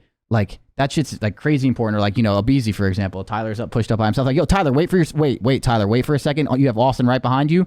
You guys are gonna chow that if you kill these guys, they're spawning out. Like anything like that on top of that stuff, or just reminding people like, oh, they're spawning bedroom, like all that shit would just be like even easier. And again, I think that just takes away from like a lot of players that just simply can't do that. So I don't know. I'm a hard no on that. I think that'd be really dumb. You'd like we talk about the runs, like the compounding mistakes that happen, to your point, like just almost wouldn't exist if coaches, especially in hardpoint, they would exist. Be like, okay, which way they're spawning, like your point, like wait, like all that stuff that you could do to prevent like you losing team fights would be out the door. But I think for search, I think there's a way to kind of bring some kind of search would be cool. S&D. I think that would be cool. We can do a timeout. So worth the conversation. Let's talk about the schedule and then kind of wrap things up. A bit of an interesting week coming in. We have some fun matchups. I'm going to kind of list a few that I'm looking forward to. On Friday, the Thieves Minnesota game is massive, obviously, to the Vegas champs thing, and Seattle, New York as well. We talk about Seattle. Chris, obviously, you said you're looking forward to playing Boston on Saturday. You guys are scoring up with them last match on Saturday. You guys have played a lot of last and first matches recently. Have you noticed that? Yeah. I'm pretty sure Major 4, didn't we play at all last match or something like that? That's what I'm saying. Like you're either playing last match or playing first match. Monster Energy Spotlight. No, I think the Monster Energy matchups are Thieves, Minnesota, and Boston, New York this week. It looks Chris, like. Do you like having like only one match on the final weekend? I feel like that's kind of not bad or not. I don't know. I kind of like having 2, just because usually after your match is done, the next 2 days of practice are kind of weird with warm ups and like you kind of get a scrim, but you kind of not. So it's like it doesn't really matter. Like it's not anything to like crazy overthink. But having 2 sometimes it's nice just to have like those 2 fresh ones like right before you leave kind of thing. But I don't know. It's just kind of the same shit. And who's having the best week, man? Who's turning up this week? Let's see. Looking at the schedule, I think New York's got a chance to go 2-0 this week. They got Seattle, Boston. I kind of like that schedule for New York. Momentum. Thieves got that Minnesota, London. That can be some momentum that they get back. ROKKR's got a massive week. The Toronto Thieves thing is going to be real tough for them. They're losing to Thieves. It's going to come down to Toronto game. Thieves got their number. I mean, I don't like Toronto as a matchup for ROKKR either. The ROKKR is good at like. ROKKR is good when the game slows down and they're like ratty play style works well for players like Bant and they can kind of control the map. But when they get like put against these teams that just kind of bring speed against them, they just don't excel at it. On top of that, they've just been a mostly bad search team all year and have been like a non-factor in that game. And they've really, really struggled to just not get blown out. If they play a good team, they don't excel. That's to interpret what Ben just said. That's exactly what basically, yeah. Yeah. I try to because any good team applies pressure and controls the pace of the game, and that's So if they can't control the pace of the game, aka they lose. Another team controls it first, they lose. So yes. Yo, underrated match. I think Florida, London. We kick things off with Florida potentially getting winners. Is a really big game, actually. So we'll see how that one ends up going. But I just don't know with London though, like what version of London at this point we're going to get, because they've got 2 games this week against Florida and Thieves. They're going to be in losers. They're going to get 1. So they basically have 3 matches left as a team, because I don't count on them winning and losers likely at Toronto. Like I just don't know how much like fight is they've there. Never won on land. Wait, we're going to have a team. Is that ever happened? Wait, they have an O-bomb and wins on land right now? They have 0 land wins. Yeah. Dude, that's crazy. I don't know if that's ever been done before. No, dude, that's typical. That is typical. Let's think about it. So we had, and they've had an extra match because they had the extra match versus Thieves. Wait, they didn't even win a pool play match this year in Major 1? I don't think they've won on land. No, I don't think they have a single win on land. Deadass. Let me go check. Oh my god, isn't that crazy? I could be wrong, but I'm like 90% sure they haven't won on land. I'll tell you right now. Tournament schedule history. No, they haven't, because they went 0 for a major. They went 0 for a major 1, and they've been losers like every other event. That is tough. Someone said they beat. They said, yeah, and then they lost to. They haven't. I don't think they have not won on land, bro. I'm looking at it. Week 1, all the majors. No, they haven't. Not London's average placing is 13th apparently because of the. Yeah. Oh my god, there's not even 13 teams. in the Dude, league. they gotta get one. They're getting a win on land. They gotta They're win. getting- They bro. got. They can't. Major drop, 5. They're yeah. gonna get a win on land. That's it right there. There's no way. It's I mean, impossible, bro. I dude, the scary thing with them is just they're just so mentally checked. I feel like I don't even think they're Yeah, they like are. like I just feel like they have like completely fucking given up. They just seem so out of it. But if we're in a situation where London has to play like a team on the bubble or something, and they just have like, fuck it, who cares? They might end up. No, they turning no, up yeah, there. they might just fuck around and beat them just because like they have like they don't give a fuck anymore. You know what I mean? And that team's playing for like their livelihood, like to get the champ. So like they're gonna have all the pressure on them, and London's like, I don't care what the fuck happens right now. Dude, like that can be a would scary the recipe Worst story ever, bro. to lose Vegas versus your London. spot. Yeah, to London. Oh shit. Yeah. I hope that doesn't happen. Yeah, I don't know, dude. We'll see. That's crazy though. I didn't know they haven't even won anything on land. But they're just so chalked for me, dude. I just feel like them and LAG right now, bro, are just like The just worst coasting time. until the season's over. Like they're just like whatever. Like we'll try and win some matches, but like I don't care. Like, I could be wrong, but that's just what it seems like from the outside looking in. Definitely what it seems Yeah. like. I mean, Scraps' just tweet from that tweet after Oh, the yeah, last he- major. yeah. I was like, these guys are chalked, bro. It's Mm. over. Easier said than Well- done to have that mentality of like trying to win Major 5 and like have a positive outlook just because like things are so chalked. But yeah, I just feel like those two teams have like Yeah. fuck it. It's not great for them. Obviously, I don't know what London's gonna do next year. Obviously, the KOI stuff. Are they gonna become a Spanish team? Mhm. They're gonna probably squall wipe their team again anyway, regardless. And they're gonna be picking up a team last. Like their situation's wild. And then the LAG one, we're obviously waiting to hear what goes on with that spot and what they do as well with that team because no one knows. So I think that's it. All I had for topics. Chris, how much more time do you have? We gotta go to scrims. 11 minutes. I have a call that I can't miss, so that's like where I have to actually get off. So We'll take like a couple Take a of question or questions. two, Some of my yeah. chats are way too Spanish teams. Yeah. So to talk to that real quick while people put questions, and Chris, if you see any good ones in your chat, let me know. The thought process right now is obviously the rumored Florida Combo Heretics team. That one seems to be happening. There's a trademark and all that, so that one's probably happening. But the question is, what happens with London because they got bought in the offseason by KOI, which is a Spanish-based org. Wait, it London seemed like- got bought? Yes, it's like in the offseason. I thought they were owned by Rec Global, which had like a No, parent Rec company. got bought by someone, and then Yeah, they got bought by KOI. KOI? Yeah. Oh, okay. I thought Infinite Reality, some shit bought them. Yeah, there's like a crypto company that's in the mix They're somewhere. not a crypto company. Infinite Reality is like a they like do consulting, they do like production, content strategy, and influencer stuff. Because I just made a thing about them. Who's KOI?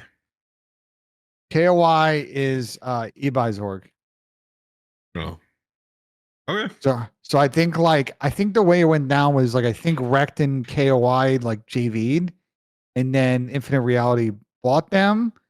It was like multiple moves, but basically this is a question because eBuy I think did some interviews and they did some press after the Rect eBuy the Rect KOI thing happened about them wanting to move that CDL spot and of like away from being like London branded, but obviously the move happened too late for the league to be like, let's do it.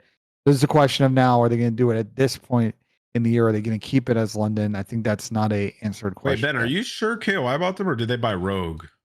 Okay, so KOI, and Rect JV'd, I'm pretty sure. And this was how do I I explain don't this? think. Oh, well, maybe. I don't know. It's I don't know. it's really complicated. Basically, like in regards to the esports side of the like the Rogue practical business, like KOI kind of merged to join joint venture, and then I think Well, Infinite from what I'm Reality reading, Rogue and KOI are announcing a joint venture, but Rogue is that was in the separate summer. from. Yeah, that okay, was in Rogue the is fall. separate from Yeah. from Rect, and Rec's owned by like. I don't know. It's very It's just it's weird. very complicated, but basically like the spots in LLC and it's got a lot of different people's hands in it. But it's just a question of what is London going to do with that spot? Is it going to stay London? Is it going to come another Spanish spot? I would assume. I actually don't know what to assume, and that obviously Let's changes take what some happens to the people on the questions, team. though, Ben, So 'cause I think Chris only has like. I mean, this whole conversation is so funny. Yeah. Me. I'm just like listening. This is Someone actually made this is an interesting question. Yet. I got a couple too, Little so, yeah. little G in my chat, and we take yours, Chris. Can New York win LA land S&D maps? They're apparently 1-8 in their last 9 S&Ds on land. That's I don't know what if you What? knew that. Didn't they just we- like 6-0 smoke Vegas and then they lost 1v4 or something? I don't know if that's true. No, there was some. They had some crazy stat that someone brought up last episode that like something pretty nuts that like they can't win search on land or something on land. I don't know if it was that. I forget, but yeah, there was something like pretty crazy like that. I mean, yeah, they Look at can. They won an event, so I think they can. I think they're struggling. I'm telling you that team's weird because I think they're good, but I think like they're inconsistently good. So it's just weird. they smoked Vegas in LAN S&D. So I mean, I'd say that they could.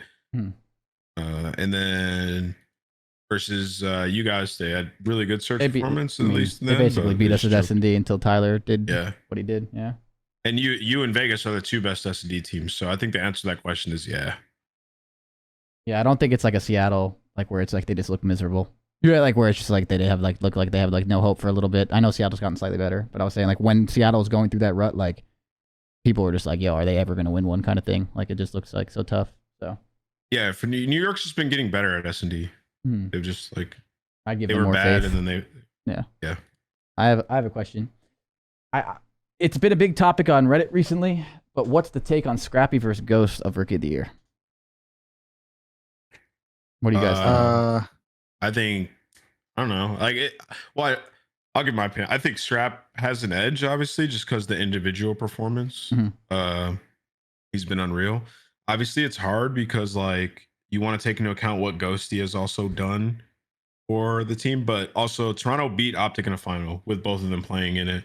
It's hard to kind of give Ghosty the edge over Scrap, right? My thing is like, so I think Dan is really good. I think Dan, I just gave so much gas to the like players like Dan. You know, like we just spent the whole entire topic talking about it. So I do think like he's incredibly valuable and he's amazing. But I feel like the way people look at Rookie of the Year and MVP, most people, it's just like individual performance as well. Like for MVPs right now, would you put Ghosty in the MVP running right now? No, you can't. Would you put Scrappy in the MVP running right now? Exactly. Yes. Yeah, you would. So I feel like with the Rookie of the Year, I feel like that answers the question right there. I do think Ghosty is incredibly valuable, and depending on how you look at this, you can make that argument. I don't know if like enough people would like back that, so like it's just like tough. So I do think if they go to Major what he 5, does for that team, but if I have to go to Major 5 and Dan plays good, this gets. well, no, that's what. Yeah, no. The year's not over. The year's not over at all. Yeah. If he goes to Major 5, he plays really fucking good, and they win, then like it's a whole different topic. But like I'm talking about right now, like it's just tough because I feel like Scrappy's not only a Rookie of the Year, he's contesting to be like the MVP of the league. Like like people are like that. Bro. So it's really hard to argue. They both against that. As much as I do value Ghosty on that team, it's just like a kind of different. I don't know. I think Scrap to me right now. Take the stats aside, like Dan's obviously brought a lot on the IGL and just sort of. He's also been playing good too. It's not like he's playing bad. He's playing well. good. Yeah. I like what Scrap's done this season because the Ultra team last season and the year and like, you know, they were obviously very good in Cold War, came up short against your team in the grand finals of champs, Chris. And then last year, like they were good all year, but they were never great. And they decided to go in a massive different direction. They called up Scrap, who was dominating challengers for their academy team. And they've had success like pretty much insta with this Toronto team. So I feel like Scrap's impact from day one for me is what gives me the edge. But bro, if Dan goes to this event and is like the MVP or he drops like a 1 something and they win, it's like I just don't know how you're gonna. Well, it changes, but like with Scrap, there's a lot of other stuff too that kind of play a factor. The individual performance over like the long time. Not only he beat Ghosty in a final, so I feel like if Ghosty wins, he would also kind of have to beat Toronto. And on top of that, like Scrap lived up to the hype. Like that's huge. Like the guy came in, had a lot of hype, lived up to it. They were not a respawn team last year. They're like top 3 respawn team all year this year.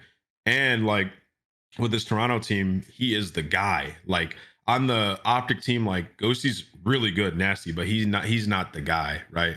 So it's hard to kind of put them up against each other. I feel like if Ghosty goes to Major 5 though, and he goes off and beats Toronto in like final or a winner's final situation, then then it's like it's a bigger discussion. The conversation's not over, but as of now, I feel like it just sways so much more heavily in Scrap's favor. No matter how valuable Dan has been, I just feel like the way you make the argument for Rookie of the Year is just, you know. And wasn't Scrap the guy who made the change, Chris? Like, he was the guy who was like, I want to pick up Higsy. And I'm pretty sure he was probably a big part of it. He was very vocal about it. Huge. At least he sounded like it. Yeah. Like, yeah, I mean, he came on the flank and it seemed that was the sense I got because he was very. he doesn't seem very soft spoken. He seems like if he wants something done, he's gonna say like, "I want this guy off my fucking team." Like, I don't know. He basically he's he came him, on. bro. He came on our show and pointed to like 2 plays that Eli had made, and it made it seem like he lost composure after that loss and was like, "All right." I feel like no player does that. Period. Like what making he just mistakes. Did. Yeah, like no player goes on the flank really and points out that and says like, "That's why we got rid of this." Yeah, like people come on, they play politics, like they That's don't what I want to, mean. like, you know, Yeah. they don't want to burn bridges, but like I'll tell you, Scrap did not care about burning that bridge with Eli. So yeah, that's my point. So like, I just feel like as of now, so, I think that's as easy as that. I do think Dan. Yeah. I'd also, Scrap's been playing since Major 1. Dan came in halfway through the season too, so it's a little different as well. Like Scrap's been doing it for a year straight, but yeah, I think they're both really good in their own right. I just think right now, the way you argue it, I think Scrap wins it. Unless something goes crazy at Major 5. So. well, cool. Let's end it there. Chris, when are we doing a show next week? They're doing like you're flying on Tuesday. Mm-hmm. Tuesday night probably. So we can do it because I'll be in Toronto. We can either do it Monday. Would you rather do it Monday or would you rather do it Tuesday morning? Probably Tuesday morning, but I don't really care. We'll figure it out and announce it and stuff. And also the person that said who had this is individual for me, but which player, I mean, Ant, you could probably answer too. Which player you played with had the best communication? Mine probably Priest is definitely up there, but I think Clay and Cap. When my champs team with Clay and Cap and myself and even Dylan, but like I think that had some of the best communication you can ever like ask for. Not the most gunny, you know, but definitely the most communication. Like, so I think Clay and Cap for me. When Clay is on point, I think he's an incredible communicator. I think Cap consistently is the best communicator. If that makes any sense. Yeah, he was goated, bro. I picked that guy. I was like, wow. Yeah, there's not a kill that goes untracked with Cap, bro. He's he's probably one of the best teammates ever. Like for me, he's up there. He's up there on my top 3, 100%. Like Cap's up there in my top 3. But yeah, dude, Cap number 1. There's those players like rattle off information. Like Formal was really good at just like spitting out a ton of comms, but Cap was like really good at talking to you, which was good. They're both elite communicators. So for me, I actually would go Cap too.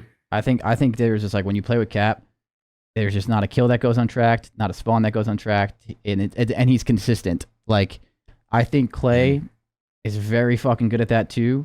But I do think like, well, at least my experience when I play with Clay, like there's also moments where Clay was more like, well, he was kind of our hard carry at the time too, like just slaying out and doing his thing too. So it was like a little bit of both. But I think he'll ask you a question that'll get you tight though. Yeah, that's the only thing. That was the only thing with Clay. That's what I mean. Clay has more moments where it's like up and down, but he's still super, super valuable. I just think Cap was the most consistent of like scrim, land match, final match, any match, doesn't matter match. He's there, same comms, same thing, important. Like, I don't know. I think Cap's an incredible communicator. Hard agree. Ben, what about you, dude? Who's your best communicating teammate in video games? Best communicating taking video games? Any video game right now you're playing, don't even matter, COD. Who's the best communicator you've played with? I gotta say, Cap's tweaking in FIFA does me pretty good. So there you go. Cap even has it in FIFA, bro. Cap even has it in FIFA. There you go. That's the answer. All right. I want to roll us out here, Chris. Yeah. So that is the entire Scrap Time episode wrapped up. I feel like we actually got a perfect timed episode. I do have to go here, so let me just text this for a second. 1 sec. But yeah, that was an amazing episode. Ant, obviously, thank you for joining us. We had Nameless as our guest today. It was a great time. This is our first triple camera setup as well. We're going to fix the overlay a little bit more to obviously have the name and the logo and all that.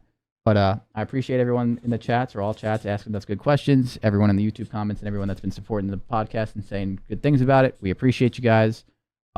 We should have the last episode Monday or Tuesday to wrap up the Major 5 like matches and go on to Major 5 for the LAN tournament and then continue from there. So appreciate you guys. Yeah. Thank you guys for being on. Obviously, Ben and Ant, I love you too. Thanks for having me. Yep. That's about it. See you guys next time. Take it easy, fellas. Hell Peace. yeah. Peace.